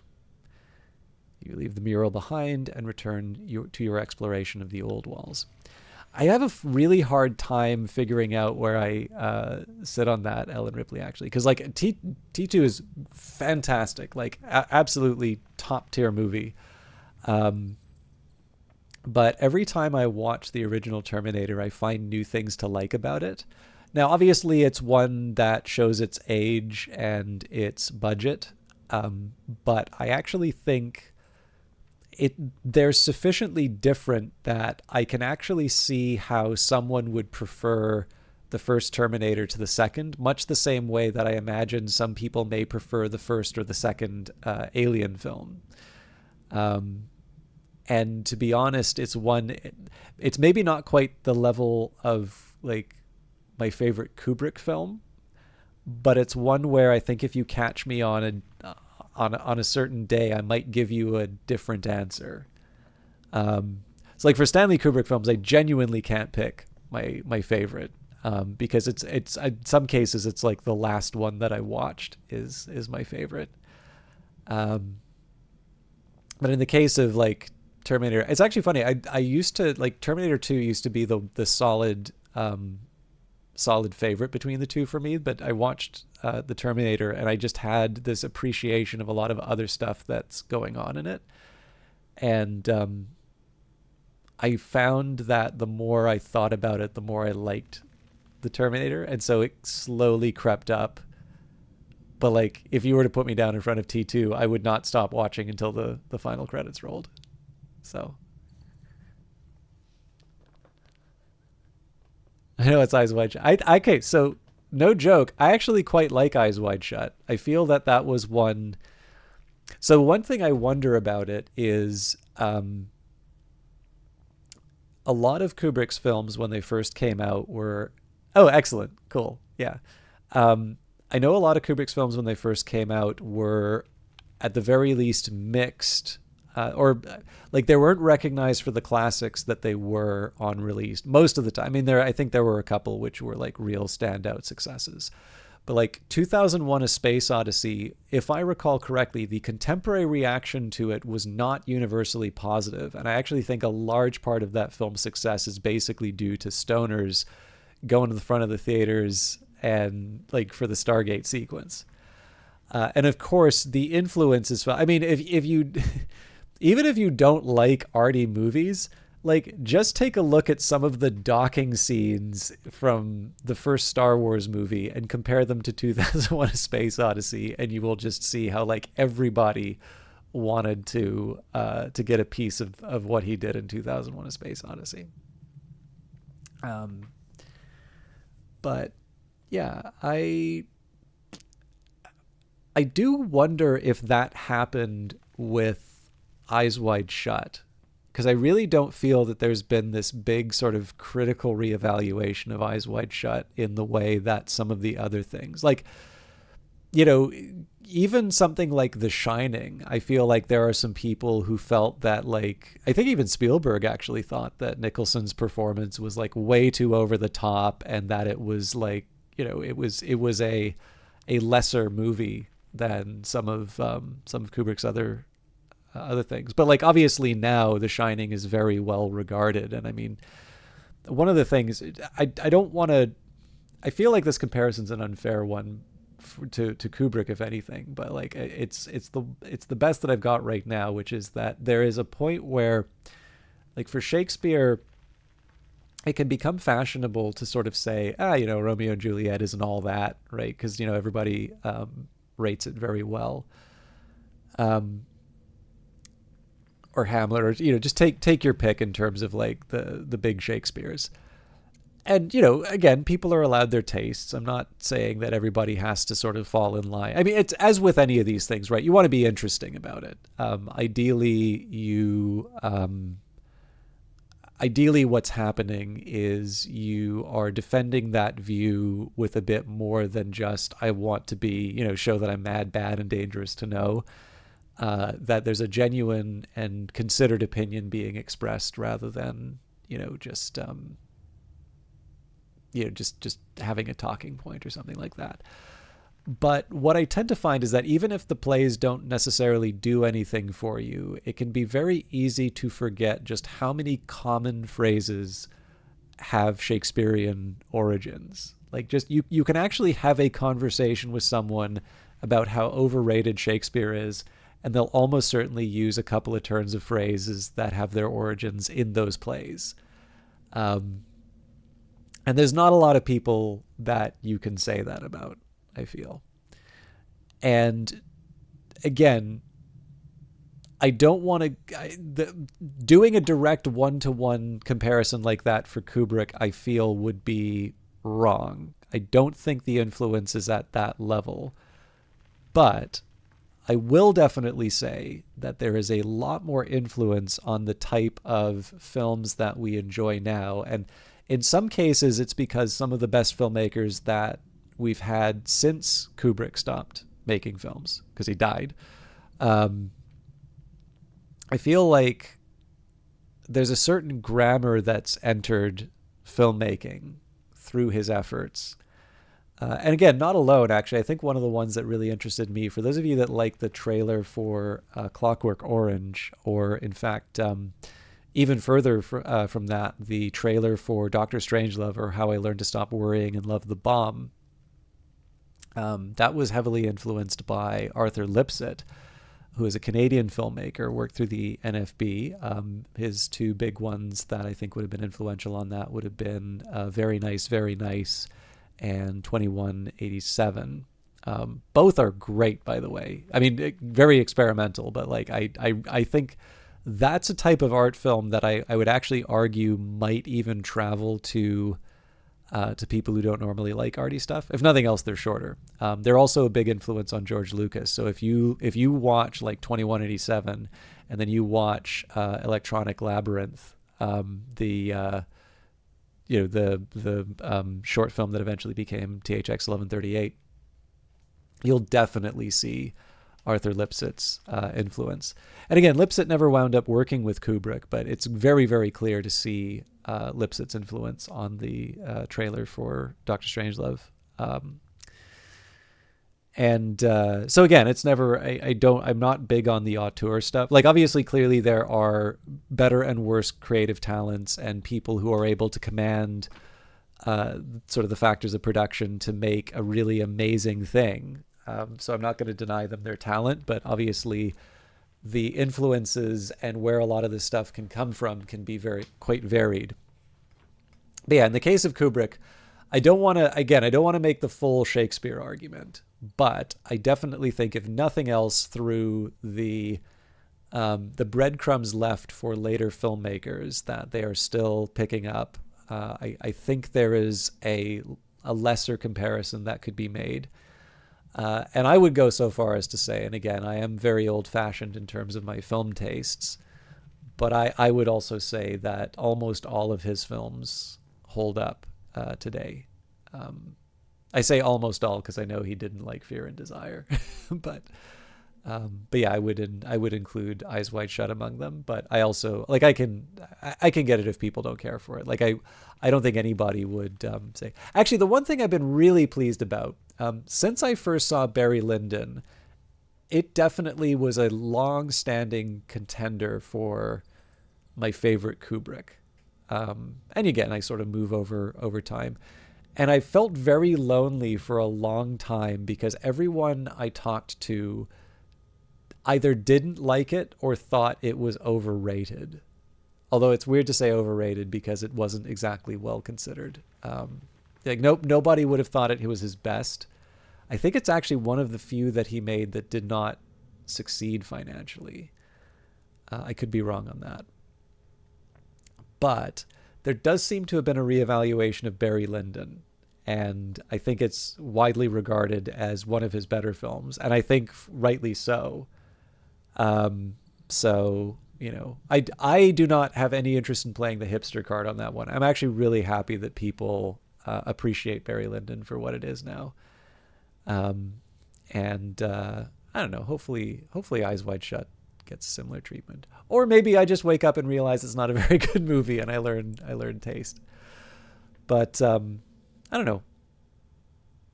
I think it's good. It's different, but you don't want the filmmaker at the start of their career to be the same person at the end. And that sometimes means, that means if there's that thing that they do that you like, that sometimes means they need to go away from that thing that they do that you like because you need to, they need to grow basically, and it can be tricky because if you play Mass Effect 1, you want Mass Effect 2 and 3 to be like an improvement on the previous previous one. But on the other hand, if it's identical, then you wonder why it exists. So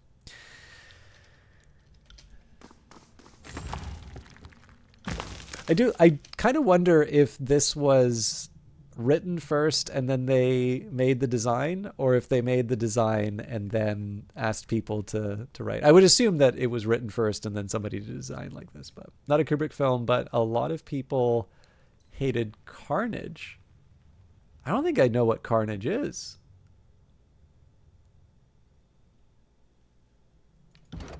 Sorry, Ellen Rip, I'm gonna have to put my Film Snob card back in the mail for people.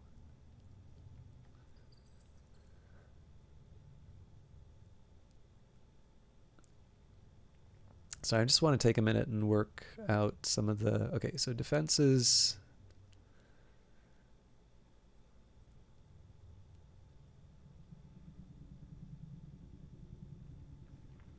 So I'm noticing resolve is coming up a lot.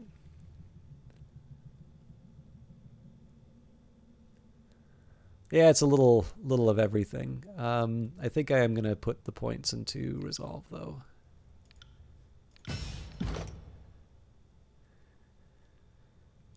Now, I seem to have to put one more point in. So, Phalanx maintain a stance that is equal part offense and defense, gaining an armor bonus and dealing. Yep.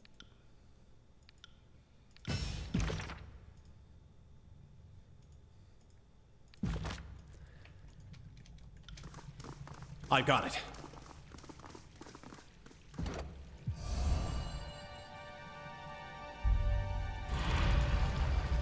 Again, don't ask me how that works. I'm just glad it does.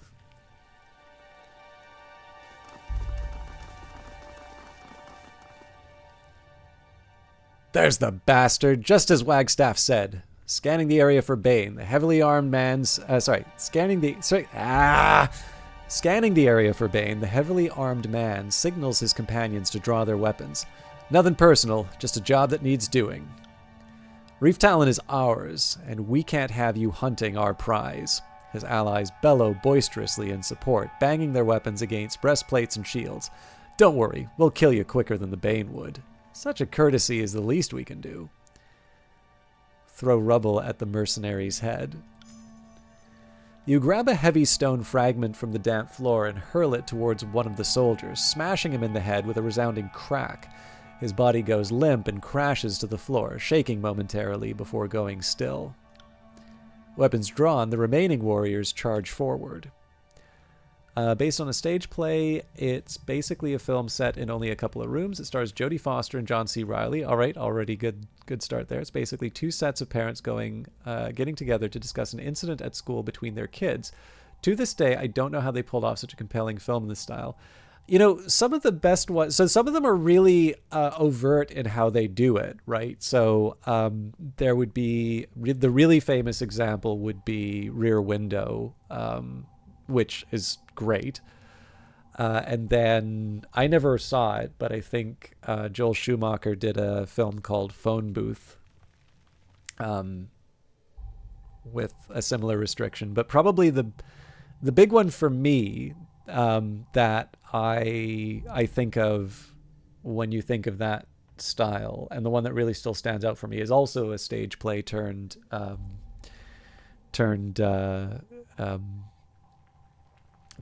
film, and that's 12 Angry Men. I guess it technically takes place in 3 locations because there's a bathroom. There's a moment in the bathroom. The jury room is like the majority of the time, and then I think there's a little bit of the outdoors. But you know, obviously it's something that was clearly intended to be on the stage, and I think. Again, those are ones. Actually, another one that's like it. It's an HBO movie of the week called Conspiracy. And that was a really well done as well. That's basically the Wannsee Conference where they determine the final solution, and it's basically a bunch of it's basically a bunch of sort of British Shakespearean actors doing dialogue well. But actually, it's not just British. So there's Stanley Tucci's in it as well.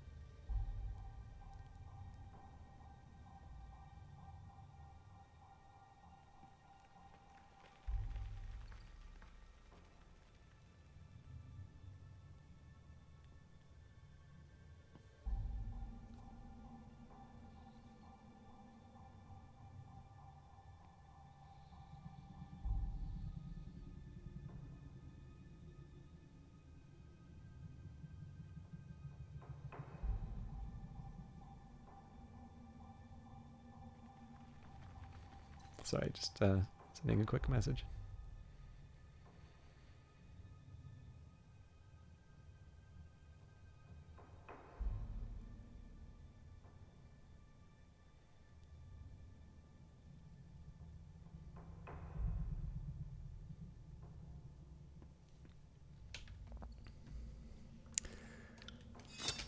Okay. Oh, apparently I opened the path to Reef Talon. I was not expecting that.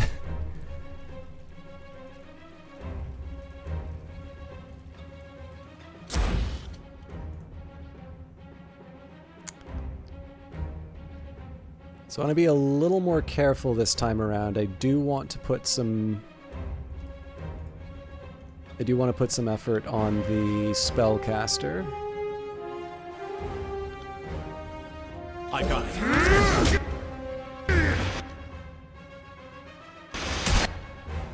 That sucks. Yes.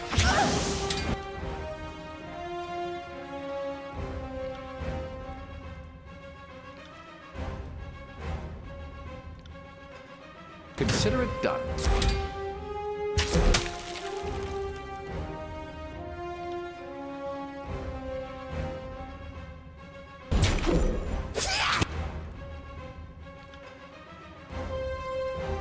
Pity you won't enjoy this as much as...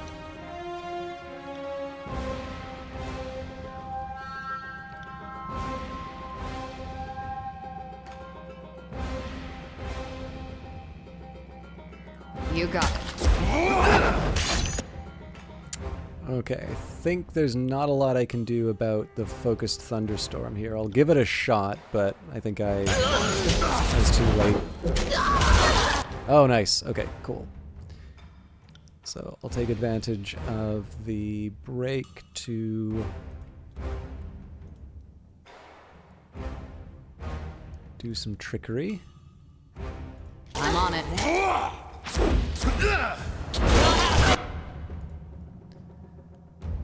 That's looking pretty good in terms of the damage.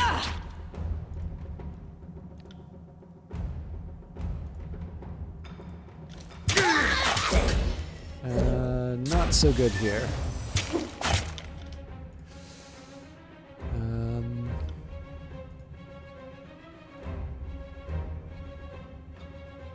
On it. I'm on it. You got it. Okay, good. Right. Not so good for verse though. Let's I think quicken. That's a waste.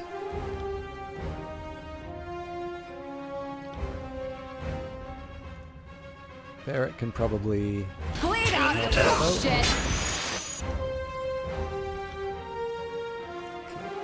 Consider it done.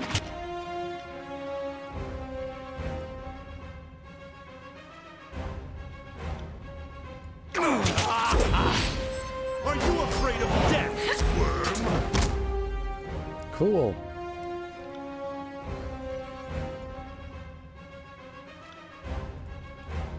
Actually, this is one we can do the combo on.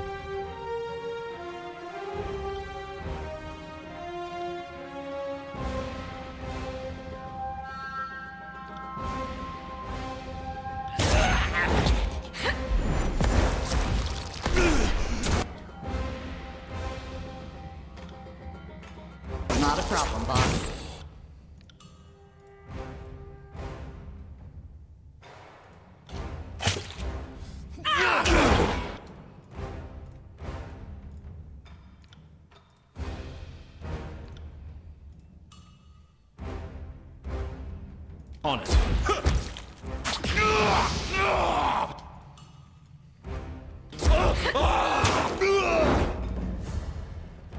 Alright, continue searching for the remaining torch keys. Sorry I don't have that much to say during the combat. I'm still trying to get...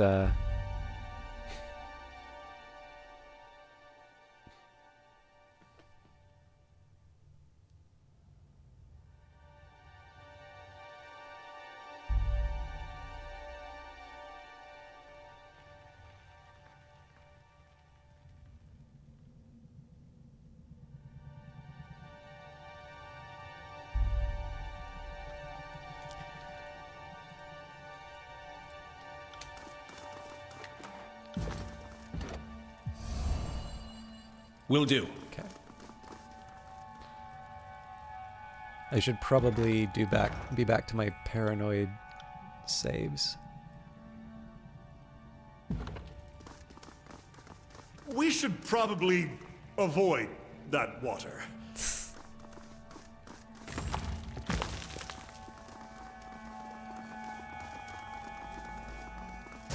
More tower. Alright, so I kind of wish I didn't put Lantry into harm's way there, but...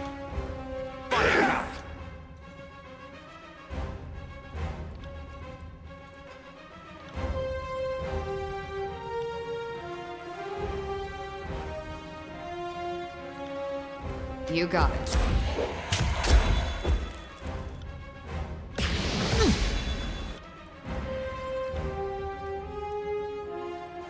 Count on it.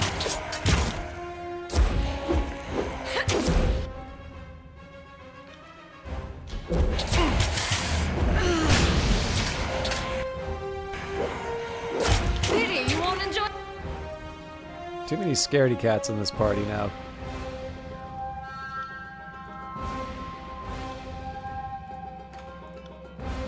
I think as much as I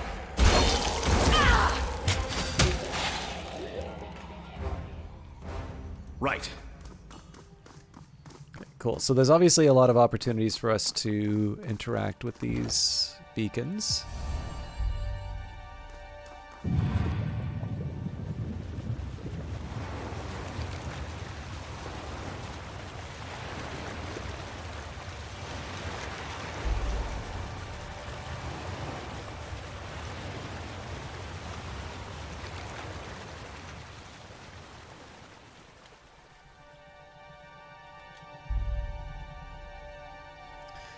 Okay, now interestingly enough, I don't feel like there's a path to that previous area, so I'm gonna head back.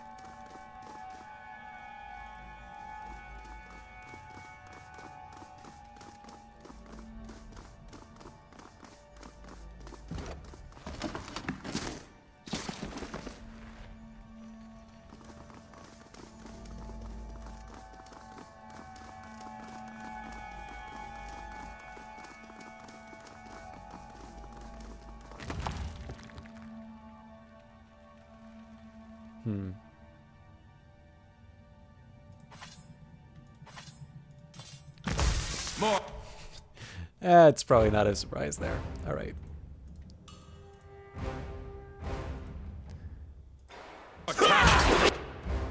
Obviously not crazy about the disengage there, but I... Come on. All right. So I always feel a little uncertain about these, this kind of division among the party. I'll do it for the North. But it hasn't completely killed me yet, so I'm gonna work with it.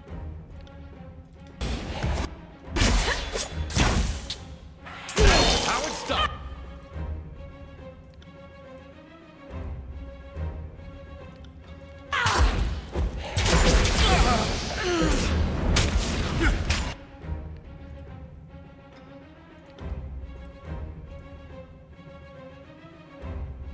I'd like to heal the Fate Binder, but I don't think I can get a good angle, so...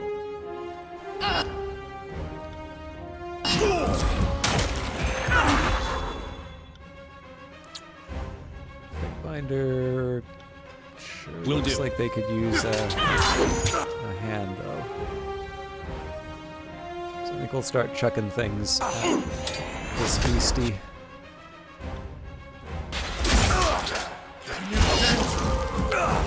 No! I can try kicking it in the head, but I think it's too late.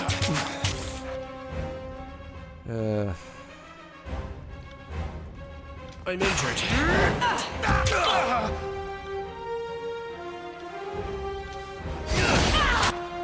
Yeah, I mean, could be worse, but...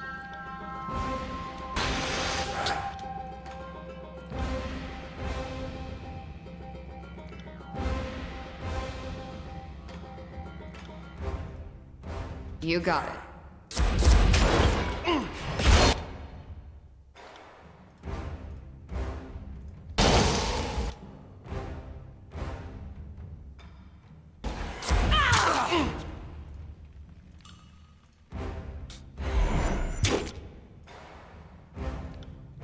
Will do. Lay it out, you little shit. I may have to resort to the joint attack. Barrack's been pretty effective against them.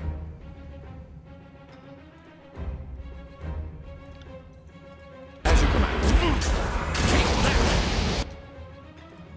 It's looking encouraging. Right.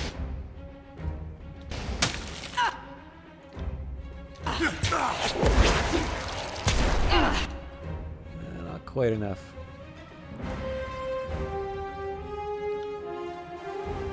As you command. Nice. All right. On it. You got it.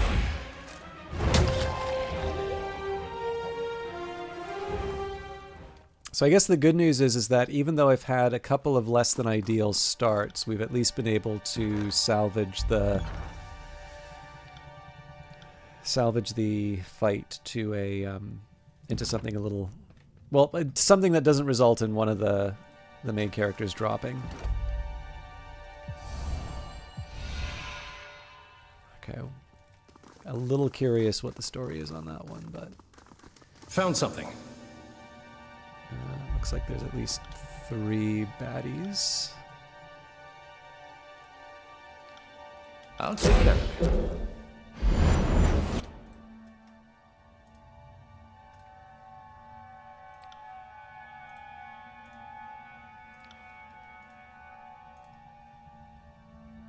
On it.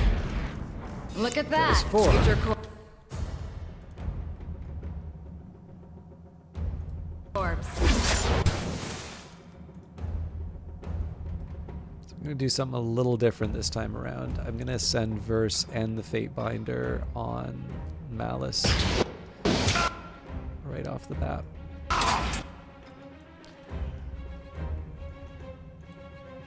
Okay, maybe not.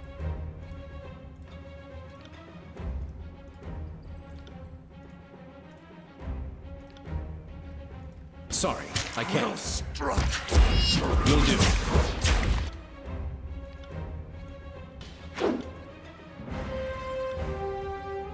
I'm on it.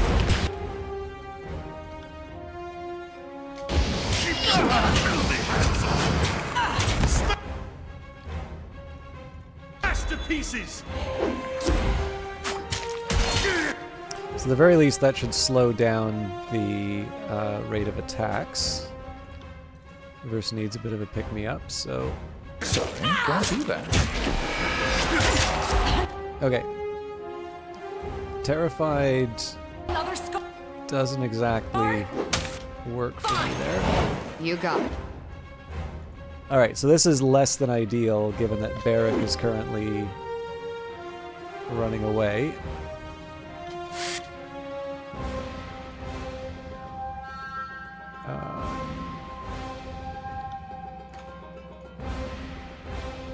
I got it.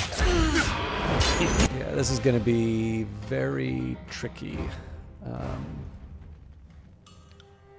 got it. Okay, so Lantry's got to buff the Fate Binder a bit. Wait out a little.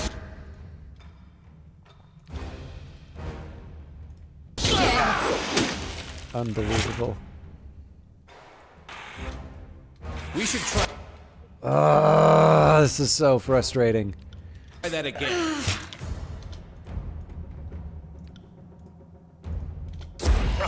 What? No! Wake me up when it's over. I don't mind dying to, to a tough fight. I do mind dying when, a character's As you command. pathing. Like, okay, that at least is terrified, but, like, the number of times I've had... Actually, you know what? Let's just reload. The number of times I've had characters inexplicably run away in the middle of combat, it just happens too much for me to...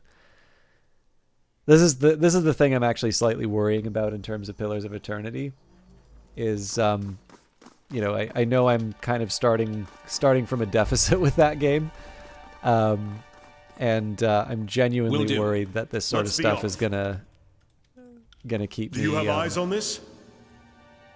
You got it. Unsympathetic to the title. We'll get through it though.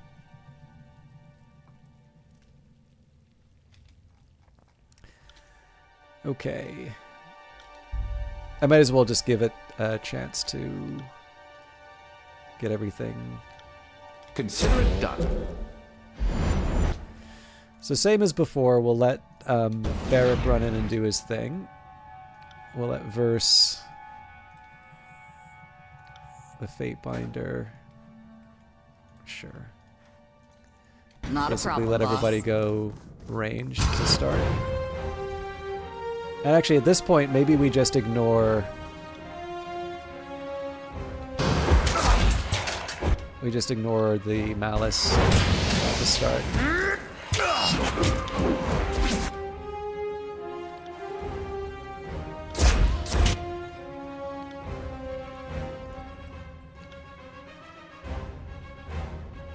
I'll take care of it.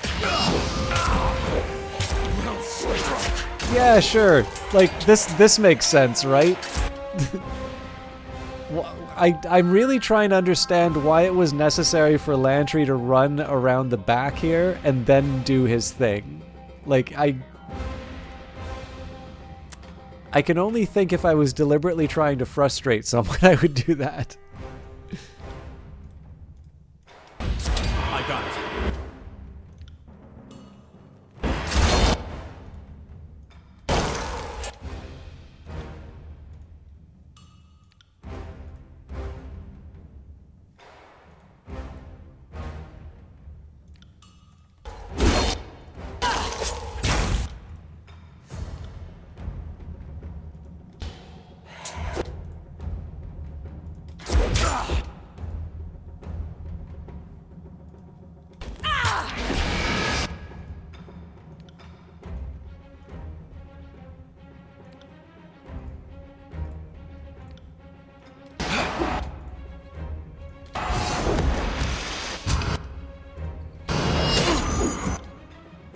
Dervish is gonna suck in a minute.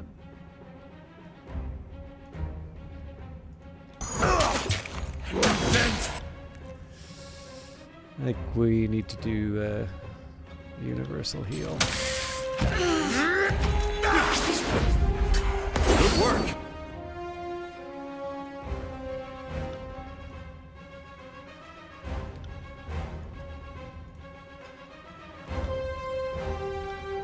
I don't think this is too late, but...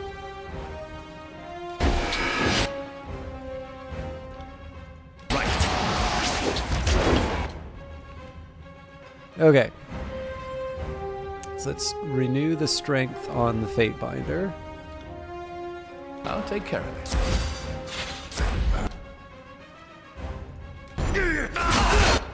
Okay, don't quite know what happened. I'm assuming there was some sort of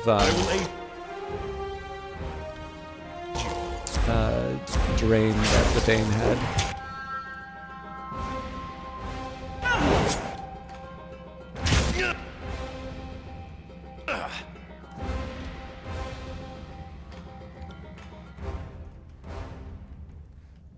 As you command.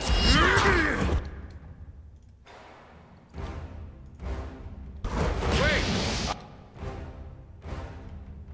I did that! Nice!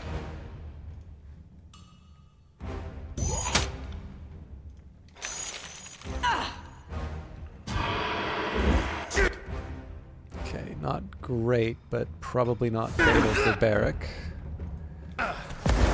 Maybe want to just ease up for a little bit until... Can't wait to try that again. Alright. Again, not ideal, but we might be able to make something happen here. Right.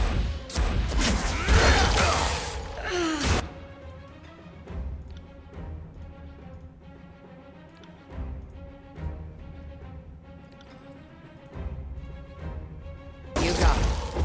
When armor is dead, you might learn. Bleed out, you little Okay, shit. cool.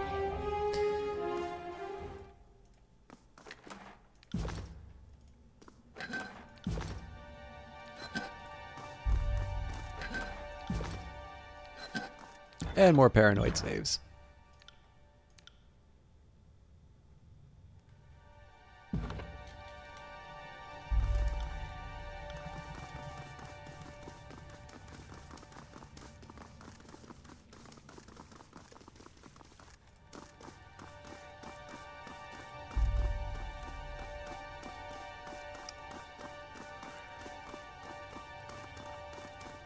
So I do want to come back to this at some point.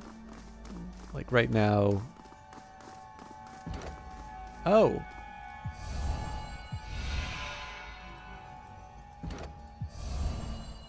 Yes. Interesting.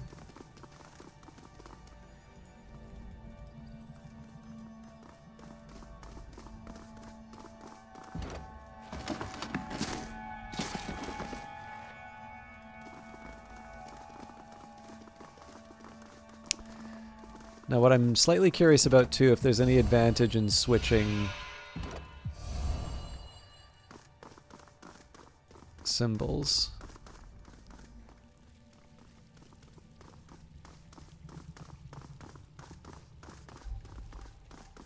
You see that?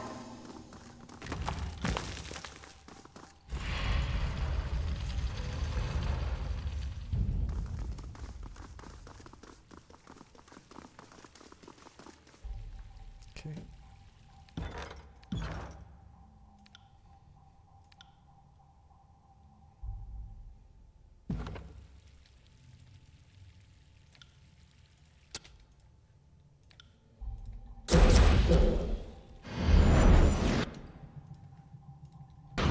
To battle!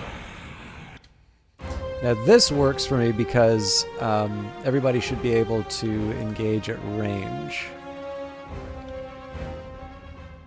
Consider it done.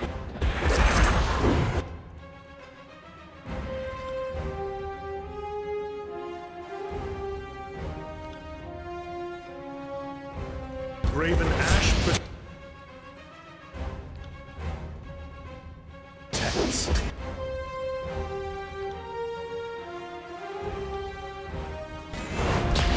Oh, that one's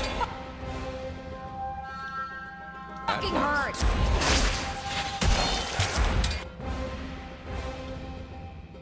I will aid you.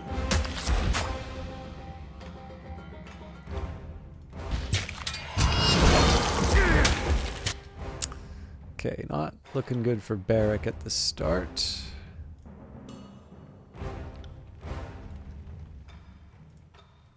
And honestly, what I thought would have been the advantage of a little more concentration is not helping. Okay, yeah, don't worry about the pathing. That's not a priority. We definitely don't care about time in this game.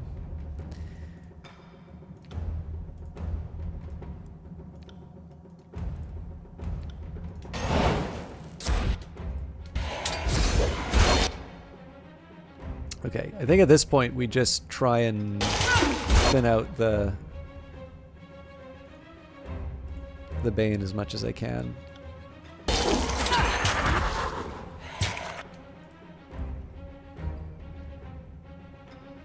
I'm not quite ready to do the mass heal, but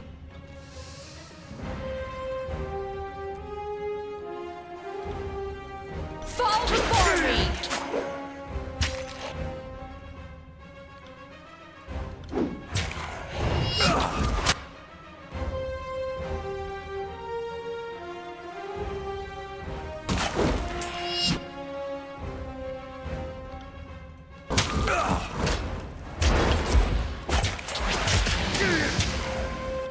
okay, I'm definitely getting close to the point where we do the mass heals, so let's prime At everyone. once.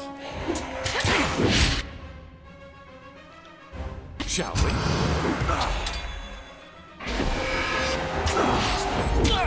Good work.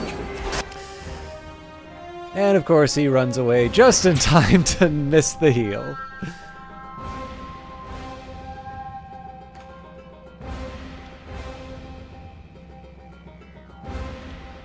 Right. Alright. So the question is, do I probably have to heal Verse just so we don't lose her. Could you do the heal I asked you to do? I'll take care of it.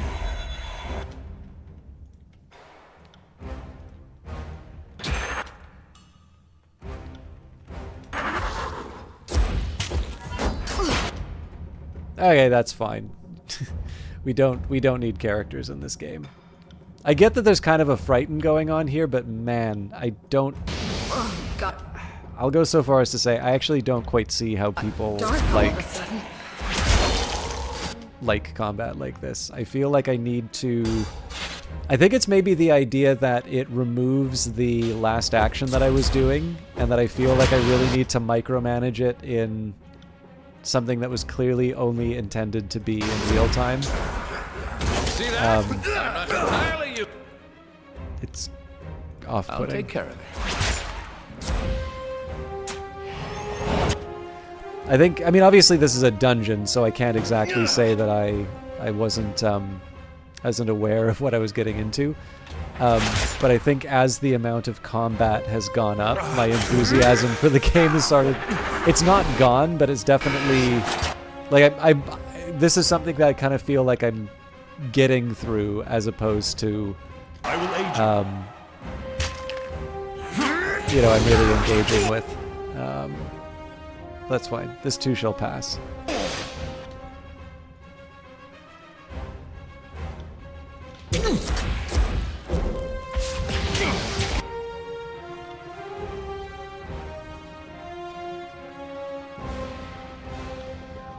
I got it. Okay, so we got the launcher out of there.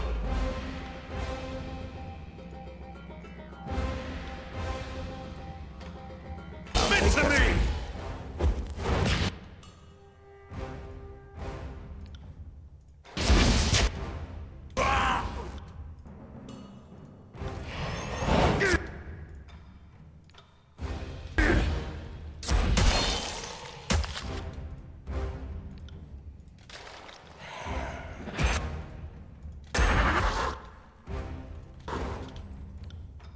Consider it done. Right.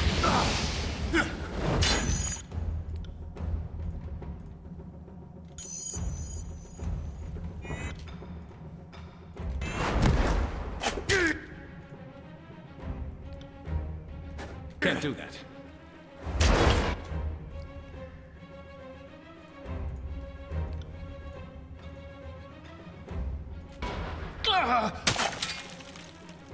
On you!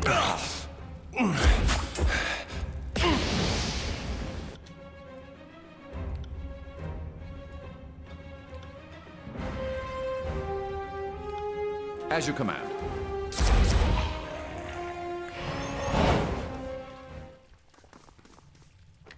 Alright, so I'm not crazy about Verse being wounded, but...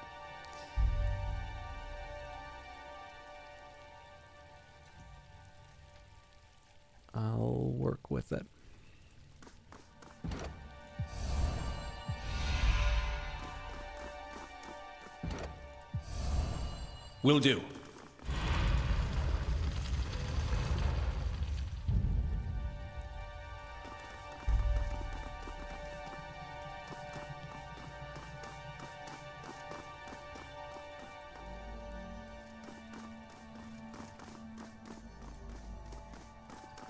So theoretically I can do something here, but I feel a little bit better whenever I suppose it's more efficient than throwing the keys. Less fun, though. Ah.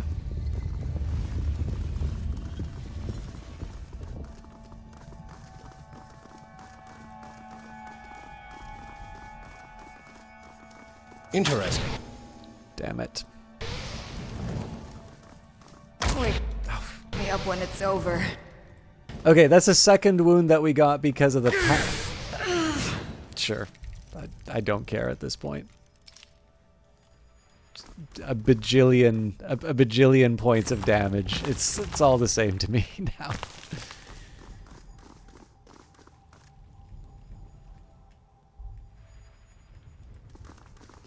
Hands off, shithead.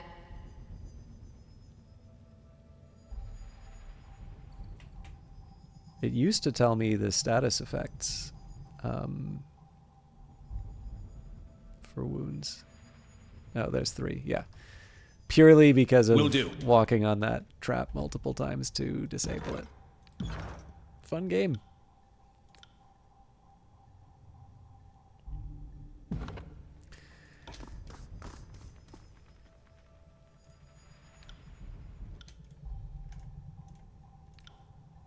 I'll do it for the North.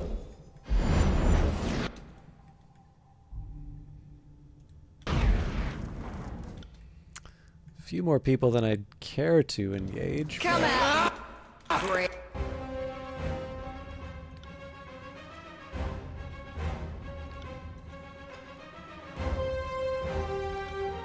You got it. Actually, the ideal here is to... Yeah, too late.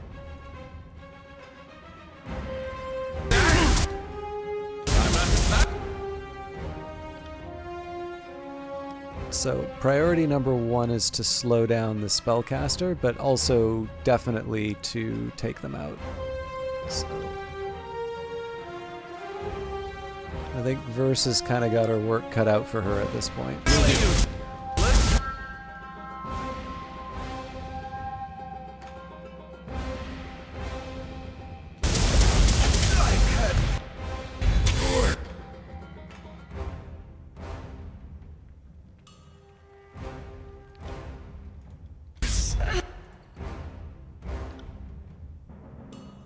Consider it done.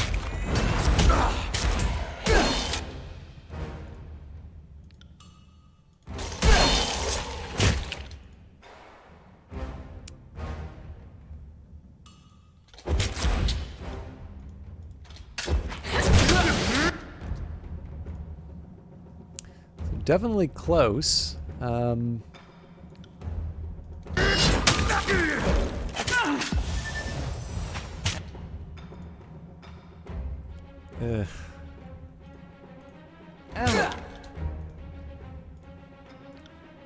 I think Sure.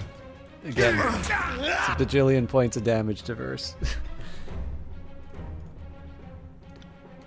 That also could have just been me not paying attention to what's going on, but I really don't know why people suddenly stop doing attacks.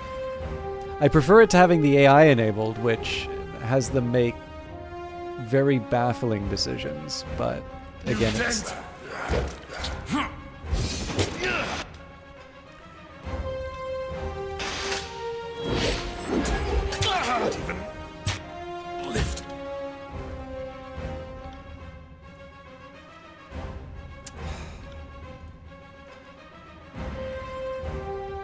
Will do.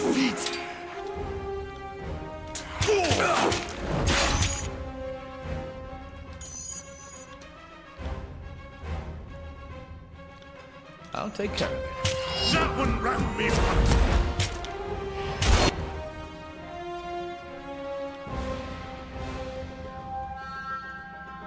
So right now I just need to prioritize taking some pieces off the board. I will aid you.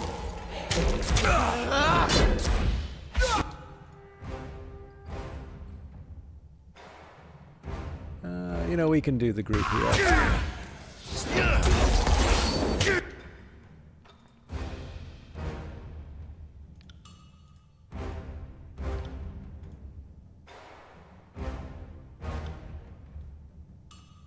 I'd have it no other way.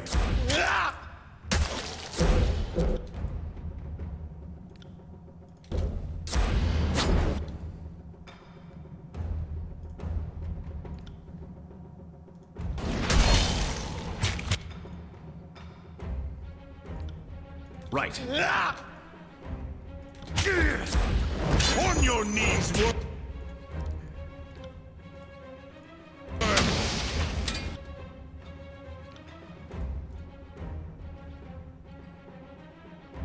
Right. I need to try a different weapon. Actually, Lance, you should probably...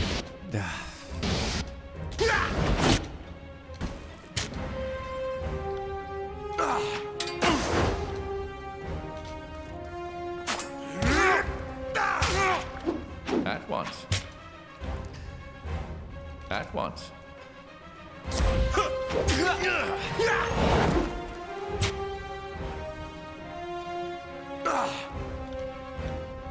Right.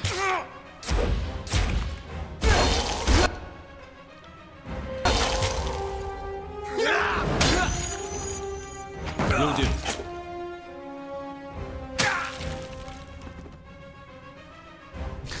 Achievement unlocked, string not found. Right. It's my favorite achievement.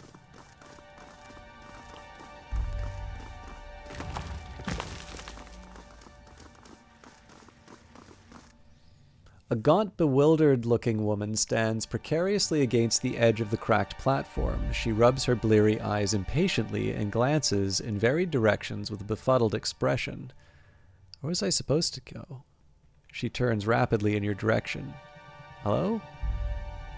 Do you know the way through here? Careful, that's a long drop. Yes, of course it is. I'm not some child, about to tumble over with the breeze. She shuffles slightly as she speaks, brushing a loose stone into the chasm below.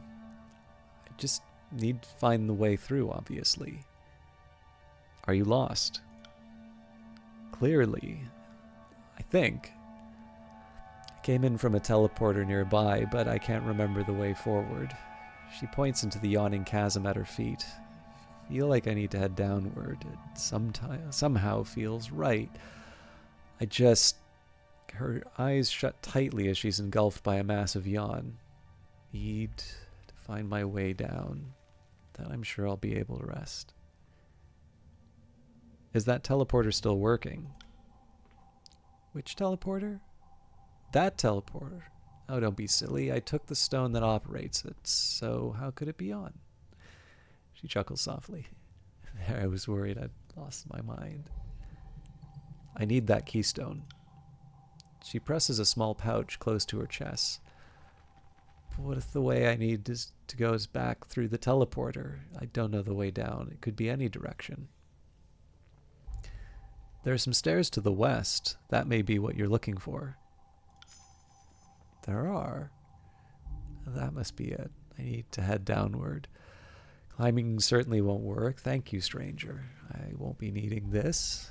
Safeguard it for me. She reaches into a worn pouch and produces a keystone, dropping it into your hands. Just rest here a moment before moving on. Must be going. She stares blankly, saying nothing.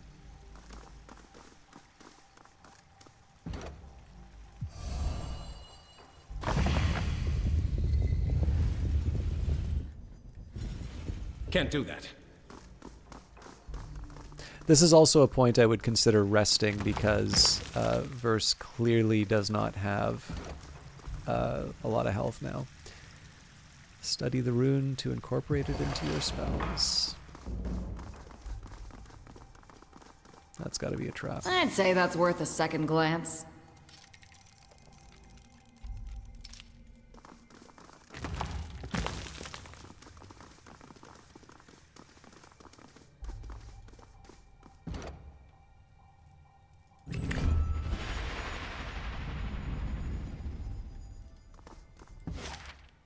Interesting. So I seem to start in the abyss. I guess the thing for me here is that I'm not 100% sure where this is.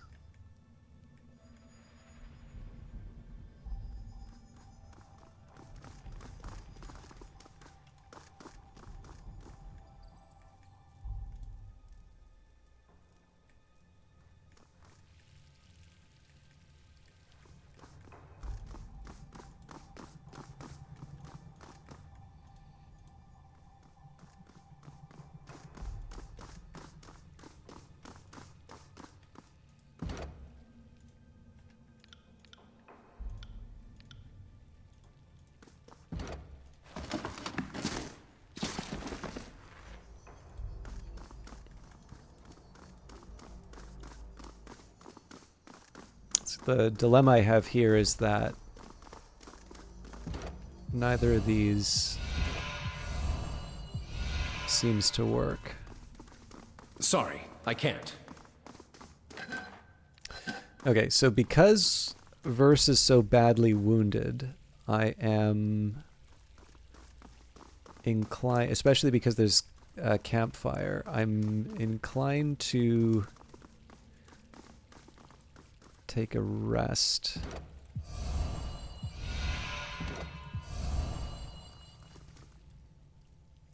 I'm trying to think how we close off. There's clearly a couple things in this area that we haven't accomplished yet, but it may be that we don't have the relevant skills.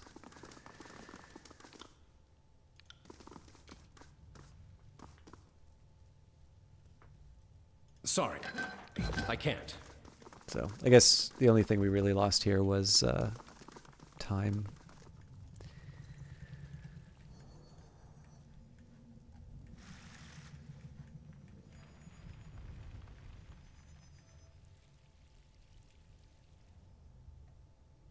So the weird part is there definitely seems to be something here. It's just not clear to me how I get here.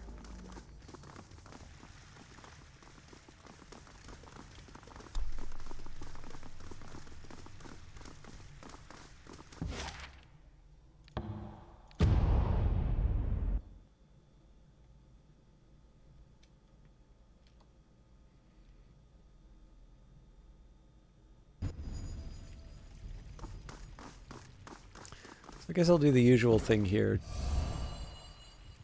Okay, now that's interesting.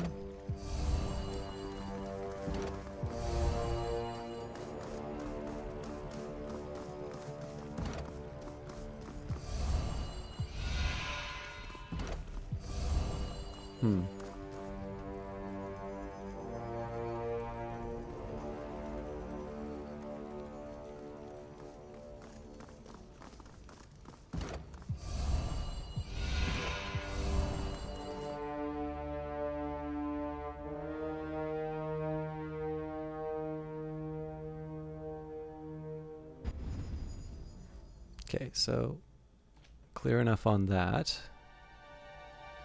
So I guess if I go in a little bit deeper here, I might find the other part of the teleport that I wasn't familiar with.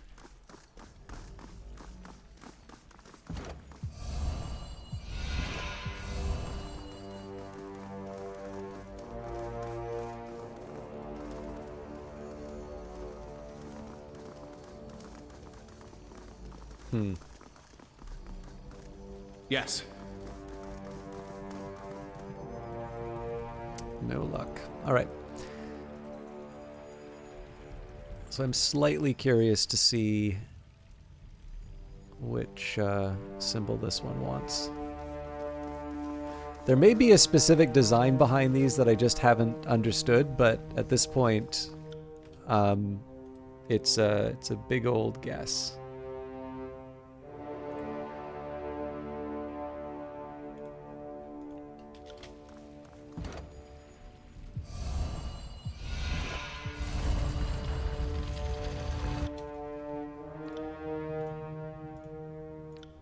I will lead you.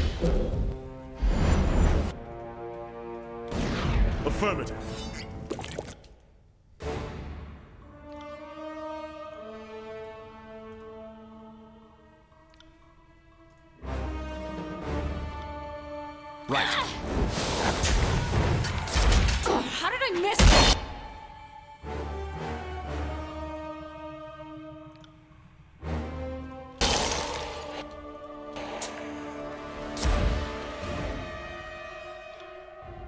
Not a problem, boss.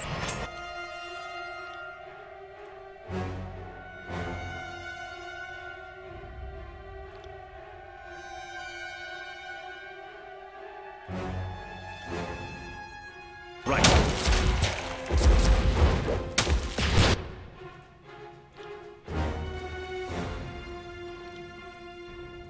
I'd have it no other way.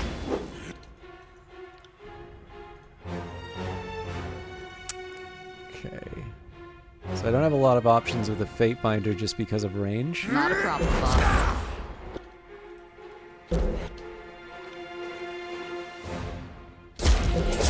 Bleed out!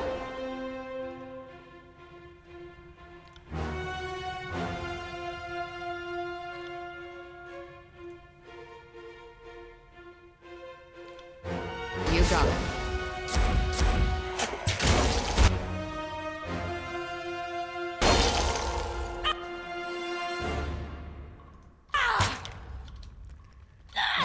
Fate Binder just kind of sits sits in the background now. Consider it In future, I should probably get Verse to take care of the bow, done. and then the Fate Binder can be on the front line. But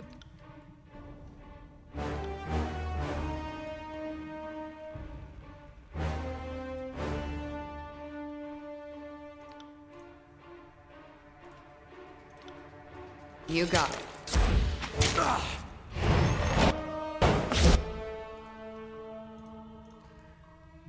sure, Verse could just run along the side now.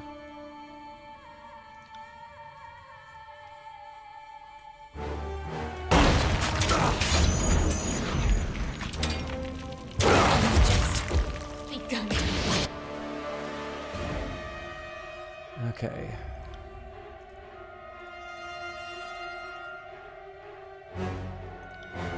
Right. I think I need Barrack to direct Come and attention to feast. him for a bit. It's my iron.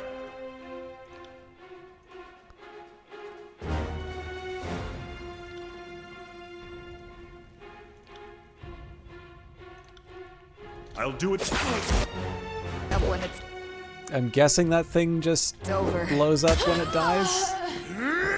Damn my eyes. Crap. On your knees, worm.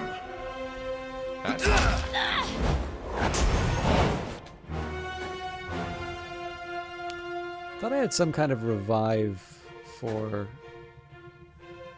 Verse, but honestly, I'm just sort of at the point where it's like, okay, the game threw up some numbers, did something to my characters. I'll just accept and not think about it too much at this point.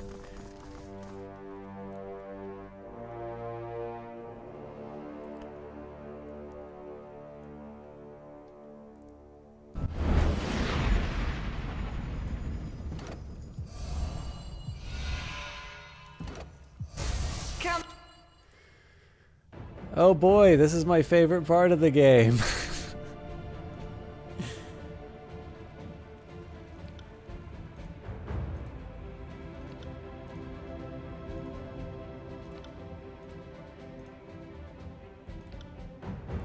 At me, brave me.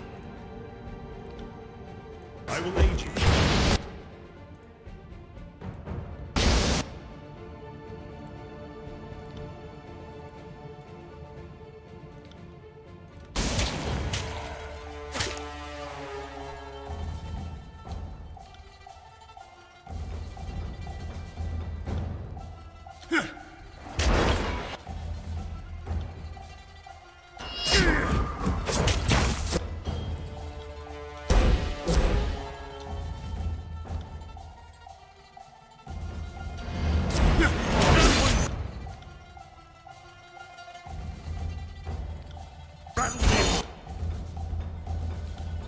Consider it done.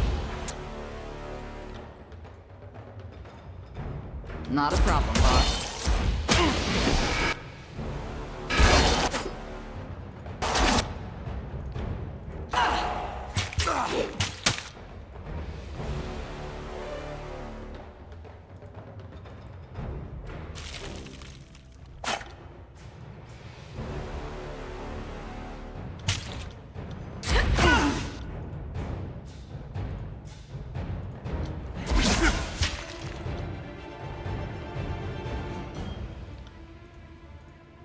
Will do.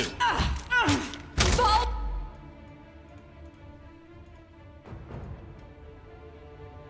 Can't do before that. me!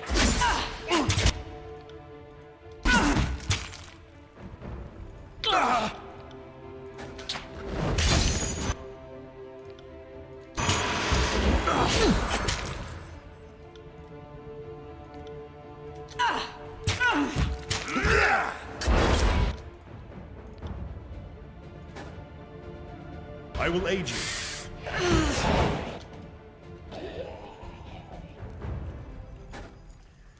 Right. Okay.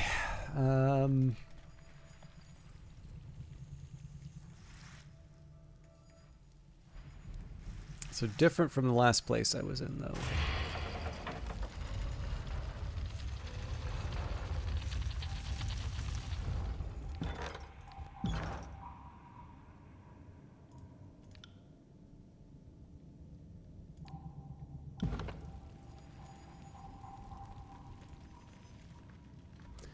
See, told you the Fatebinder would come to us. She dusts off her hands and places them upon her hips, taking in a deep, satisfied breath. Jaspo sends his regards. Seeing as you're here, you must have killed the others. Mercenaries with her grumble angrily at the news. Now it's a matter of vengeance. Again, throw rubble at the mercenary's head. You grab a heavy stone fragment from the damp floor and hurl it towards one of the soldiers, smashing him in the head with a resounding crack. His body goes limp and crashes to the floor, shaking momentarily before going still. This is exactly the same encounter as before. Motherless whore! She stares at her dead companion, the smile wiped clean from her face. Enough fucking around. Kill the Fatebinder. Okay, so obviously we want to take out the beast woman. Ah, looks like there may be more than one. So don't think there's much we can do about the bouncing electric shock.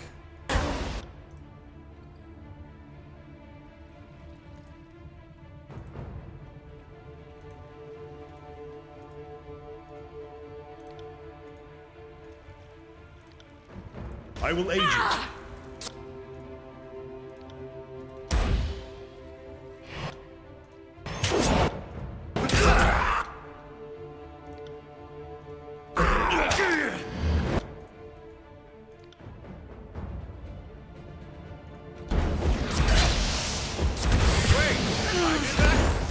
Okay, good start. Next thing we gotta do is slow her down. You got it. And then we'll kick to the head next.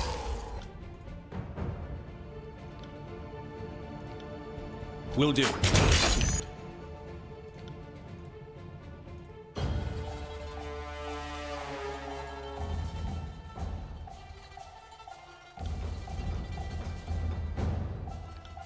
Barrick apparently isn't allowed to do anything. As you command.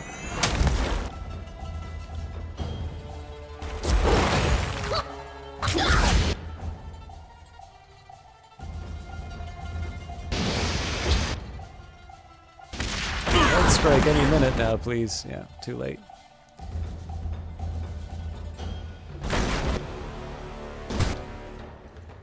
So I'm thinking we need to do the... Well, it won't matter. Verse is dead.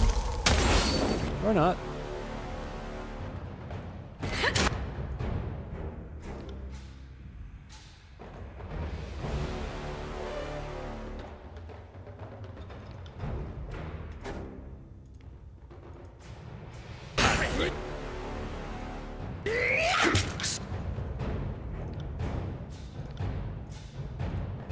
Strike!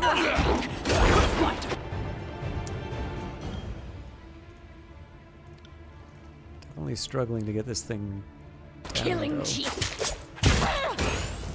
I better not wake up dead. Again, I don't know really what happened to Verse there, but I'm On it. just going to accept that I'm not going to get this game.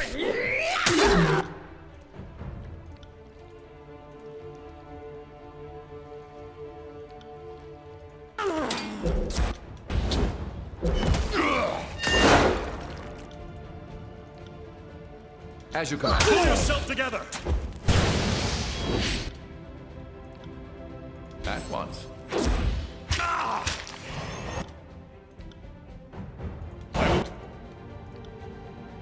Blade you.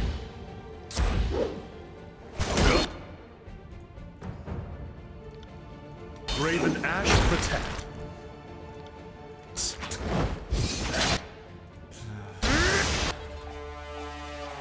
Consider it done.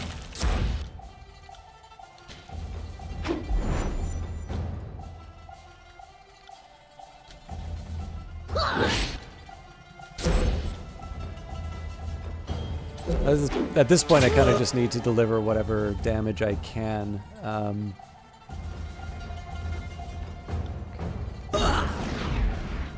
They're already focusing on him, but I'm trying to get the armor here.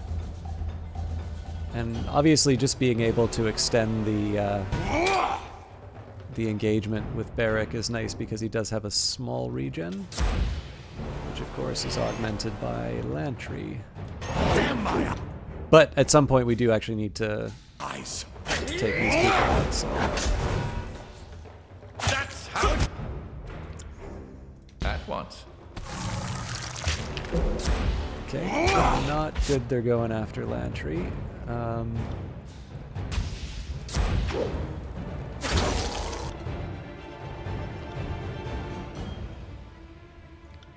I will aid you. Yikes. I Yeah. feel...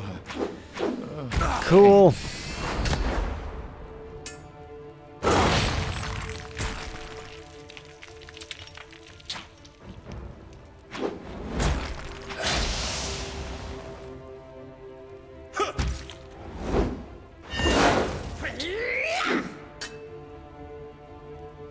Take me if you can.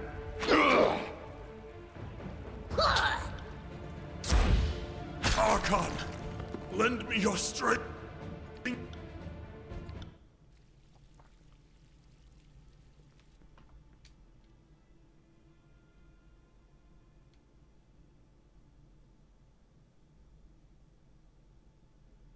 I may take a look to see how much of this, in terms of Bastard's Wound, is just doing these dungeons, because I'll confess, Let's have it then. I feel this game can do more interesting things than this kind of dungeon crawl. Let's be off.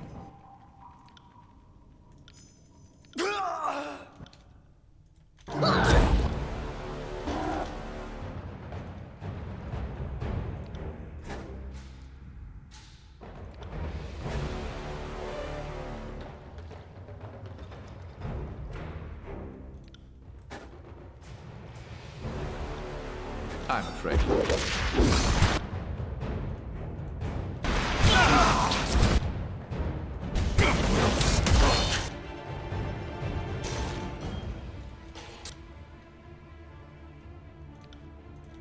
This one I'm actually going to let go through because I don't think there's enough damage to deal among the enemies for it to be worthwhile. I'm, however, going to need to get Lantry healing.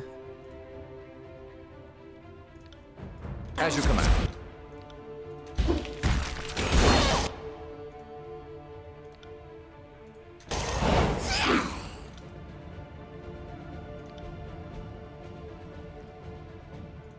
I'm on it. Should actually probably be setting up the knockdowns now because it's too slow. Ready for this? Ready for... It's too slow for the normal attacks. You got it. Okay, so here's Mighty Stance, Titan's Touch. It looked like he was afraid. So again, this is one of these cases where I'm trying to figure out why my character stopped doing stuff. I feel like I'd be a little less frustrated in some of these combat encounters if I had a good answer for that.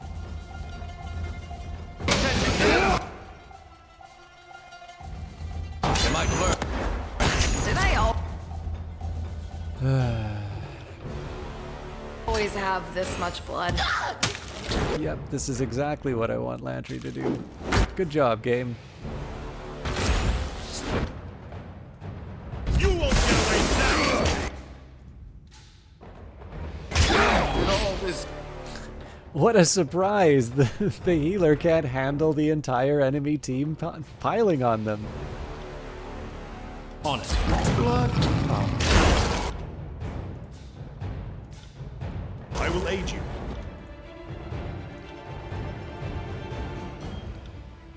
I'm on it. Right.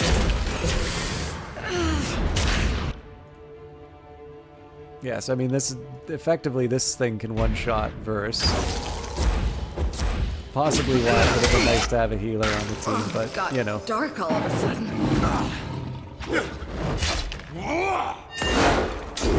Actually, I'm not even gonna bother with this. Sorry, I've obviously like really lost my enthusiasm for the game here. This is on me for doing what's very clearly a dungeon crawl in a game where I don't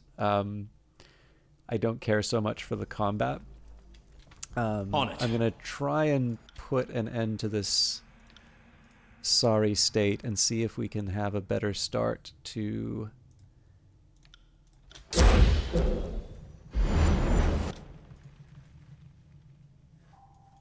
the next one. On it.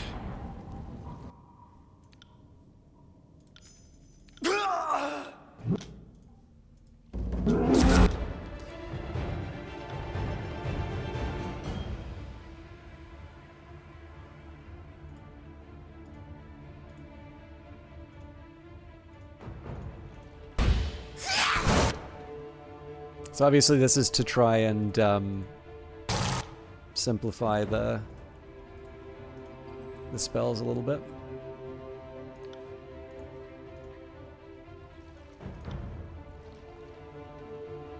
I'm on it. Okay, so we'll start by knocking this enemy prone. At once. Are you afraid of death?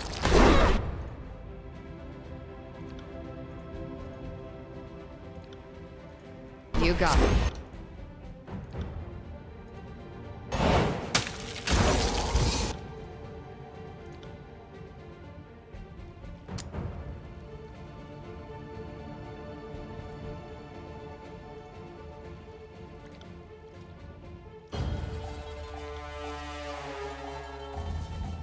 Raven Ash protects.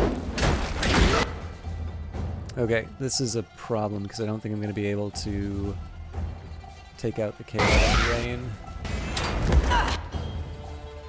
Nope.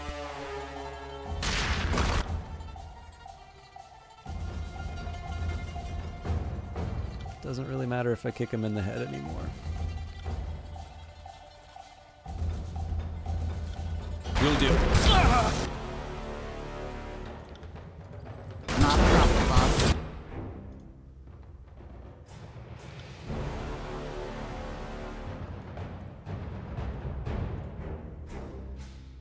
I'll do it for the North.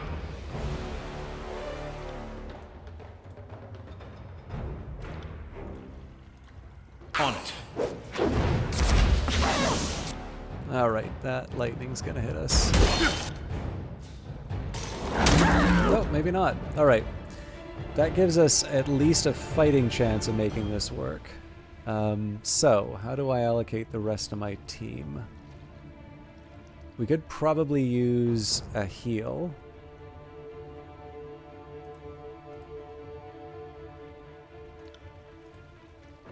I got it.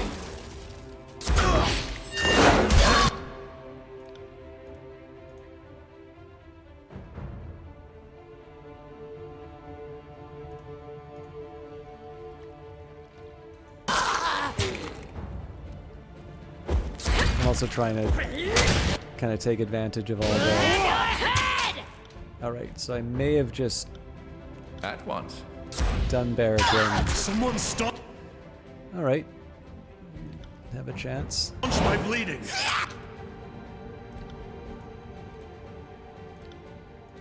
Not a problem, boss. Okay, and then... On my command. Good work. All right, that's bought us some time. Not a problem, boss.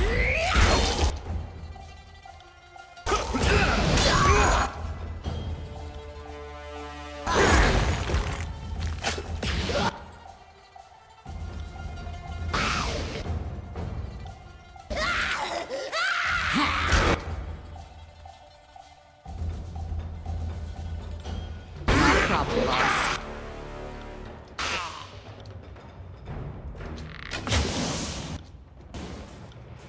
Not quite where I wanted Verse to go, but at this point, I'll take care of matter.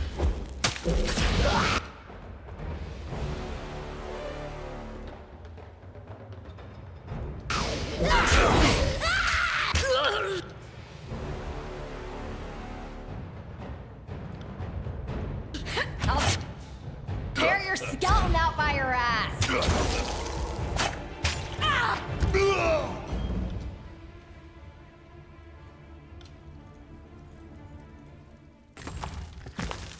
All right, I am very obviously going to save after that. I guess I have to save before I interact with anything.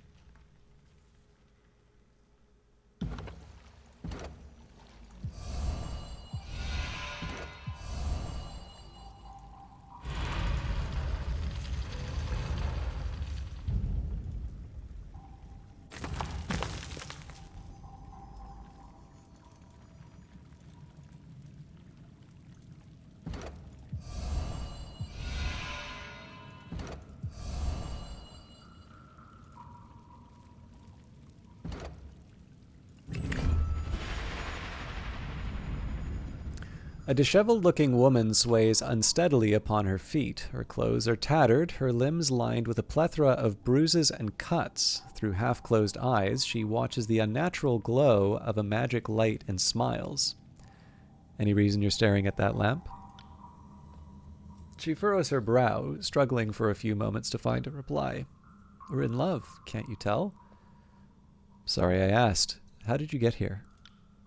She slowly peels her eyes from the light and mutters an inaudible answer. Noting your confused expression, she points impatiently towards the teleporter behind her. Do you have the keystone for the teleporter? Yes? Yes. Yes. With nary a backwards glance, she unhooks a satchel and tosses it on the floor. As you pick through it to retrieve the keystone, the dazed woman continues to stare at the light with a look of stupefied contentment. I'll be going now.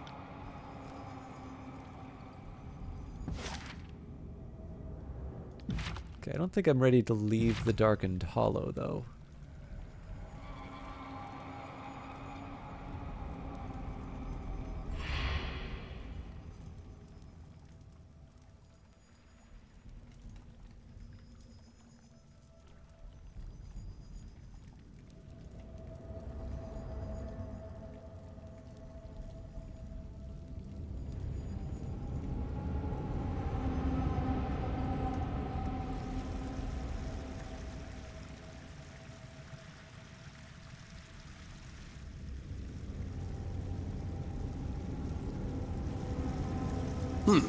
Have a look here.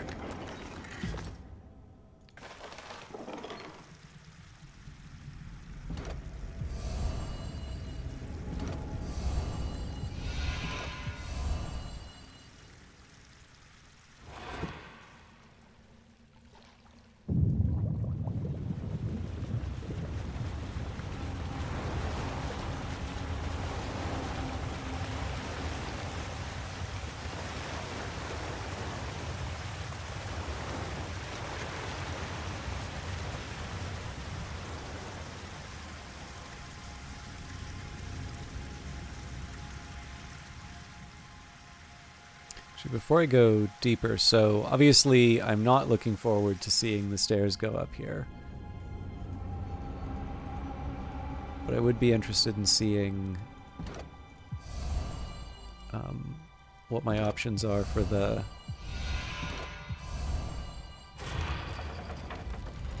Now that's the first one of those we've actually been able to lower, which is interesting.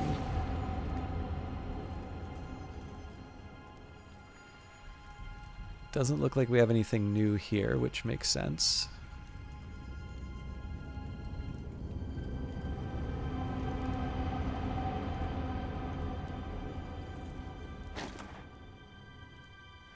Ancient Oldwalls parchment. You discovered this ancient parchment deep within the bastard's wound Oldwalls, but cannot decipher the notation printed on it. A recruited researcher might help you determine its origins and meaning.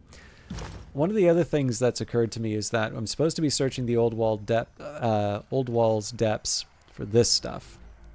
So I'm sure I missed one in the previous area.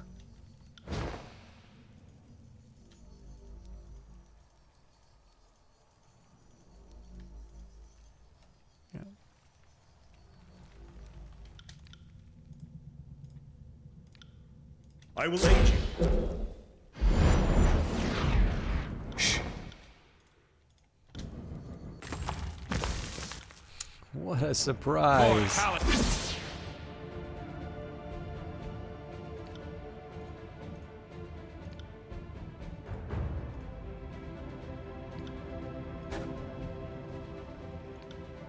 As you command.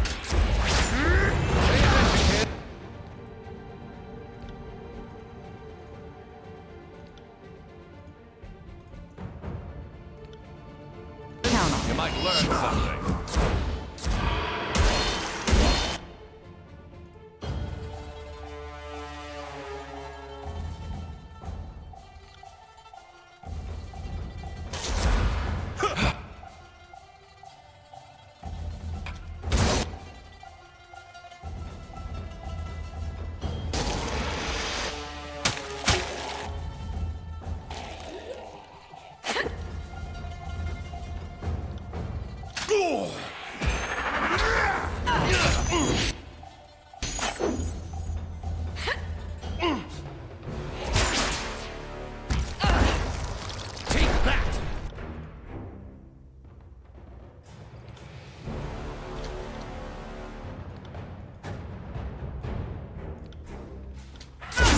Tear your skeleton out by your ass.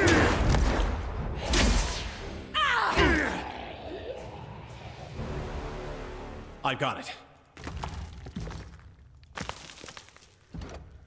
Chronicle of the Sages. This chronicle was hidden here by Sage Lexime. Found another one. This should be enlightening. Lantry smiles victoriously as he hefts a weighty parchment tome. Festivities in the Tiers. Subtitle, A Survey of Social Days. I don't know about you, but I'm excited already. Drafting of the Field Stories. Some rather ribald marriage bed anecdotes. A study of regional variations in tidal retreat celebrations. And more tournament reports than one might ever wish to read. It's all very fascinating to a historian like me, but I'm sure this is of little interest to you. We can move on. Lantry taps at the cover of the tome, his face lost in thought. May I take a look? But of course! He hands you the heavy tome, and you begin to flip through the pages, your eyes scanning along page after page of flowing text, most of it in changing inks and handwriting styles. The tome is as Lantry described, filled to the brim with stories of feasts and festivals, including such details as guests in attendance and wine served. Each turn of the page reveals more and more notes on celebrations and festivals major and minor. Your head swims with the names and dates of countless past festivities until at last you arrive at the end cover, your eyes heavy from skimming uneven handwriting. I'm weak on my Tiersman scripts, but this passage says Festival of Nerat. Odd, right? Nerat? Wait, hand me that. Lantry tugs the tome from your grasp and furiously skims the passages in question. Festival of Nerat? Since when was... Oh, since 419. Since 419? Well, why, this is the first I'm hearing of this tiers-wide celebration. He flips through the remaining pages, his eyes rapidly scanning the text with a series of grimaces and grumbles. well, what does it say about this festival of Narat? Let's see. A group of melees, feats of strength, a drunken feast. If you ask me, it sounds like Midsummer as the Apex folks celebrate it, only with chorus details? Things Narat would like. Or the subset of things that won't permanently scar children. Both Graven Ash and Narat spent decades readying for this war, but if there had been recruiting festivals in the tiers as far back as 419, how is this the first I'm hearing of it? Well, how long have you been spying for Narat? I bet it's been since before 419. You are correct. Agents like me have sent missives to Narat for decades, but this is very public recruitment, not something that would escape notice. This isn't accurate. Why would someone...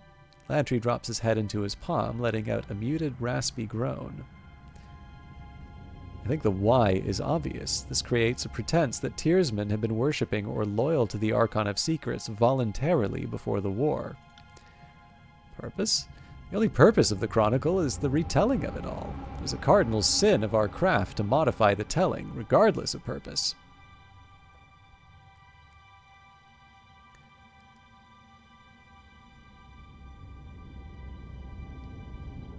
It seems obvious that Lexime wanted me to find and record the sages and Tiersmen accepting the chorus and by extension Kairos.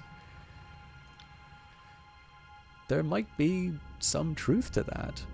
Lantry's gaze falls to the ground, and a soft sigh escapes his lips.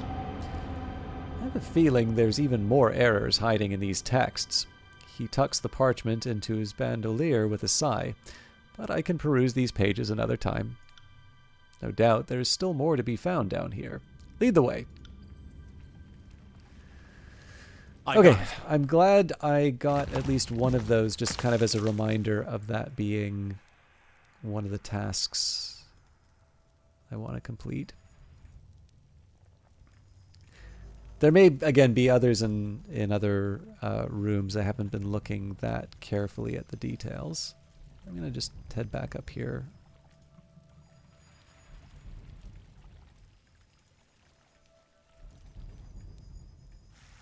Yeah, so no obvious places. Nice. No obvious places for the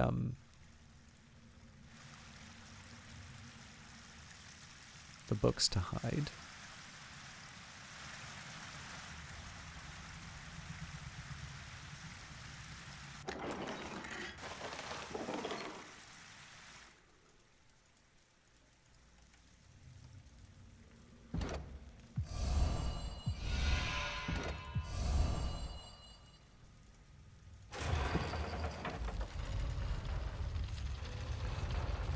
I'll stay downwind of our enemies.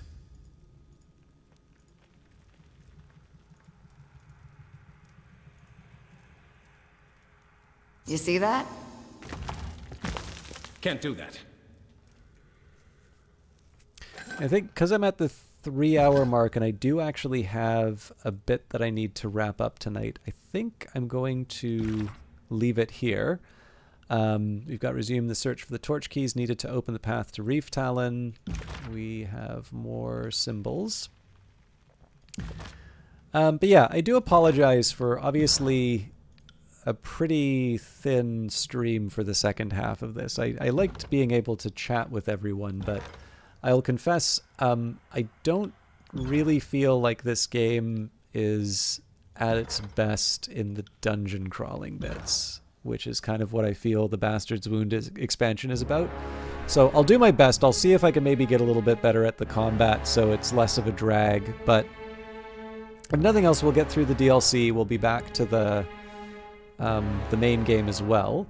I should be back Wednesday, so last week I needed to go to the local game dev meetup, but this week I don't have any other plans, so I don't know how close to the proper start time I'll be going, but I will do my best to start reasonably on time. And then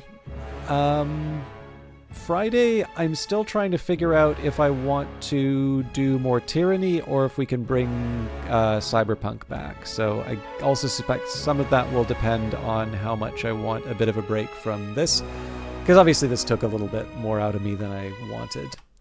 But let's just take a quick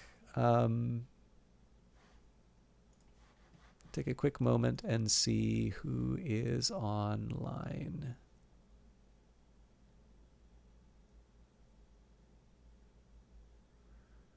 Kilgore Trout's doing No One Lives Forever, so I will leave you in his capable hands.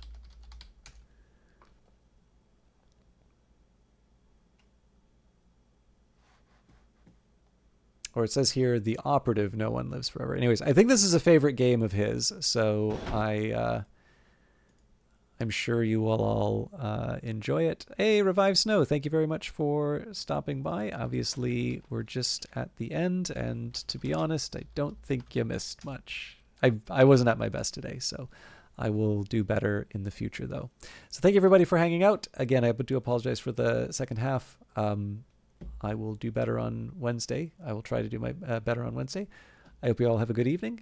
Please enjoy Kilgore's stream, and we'll see you in the next one. Take care.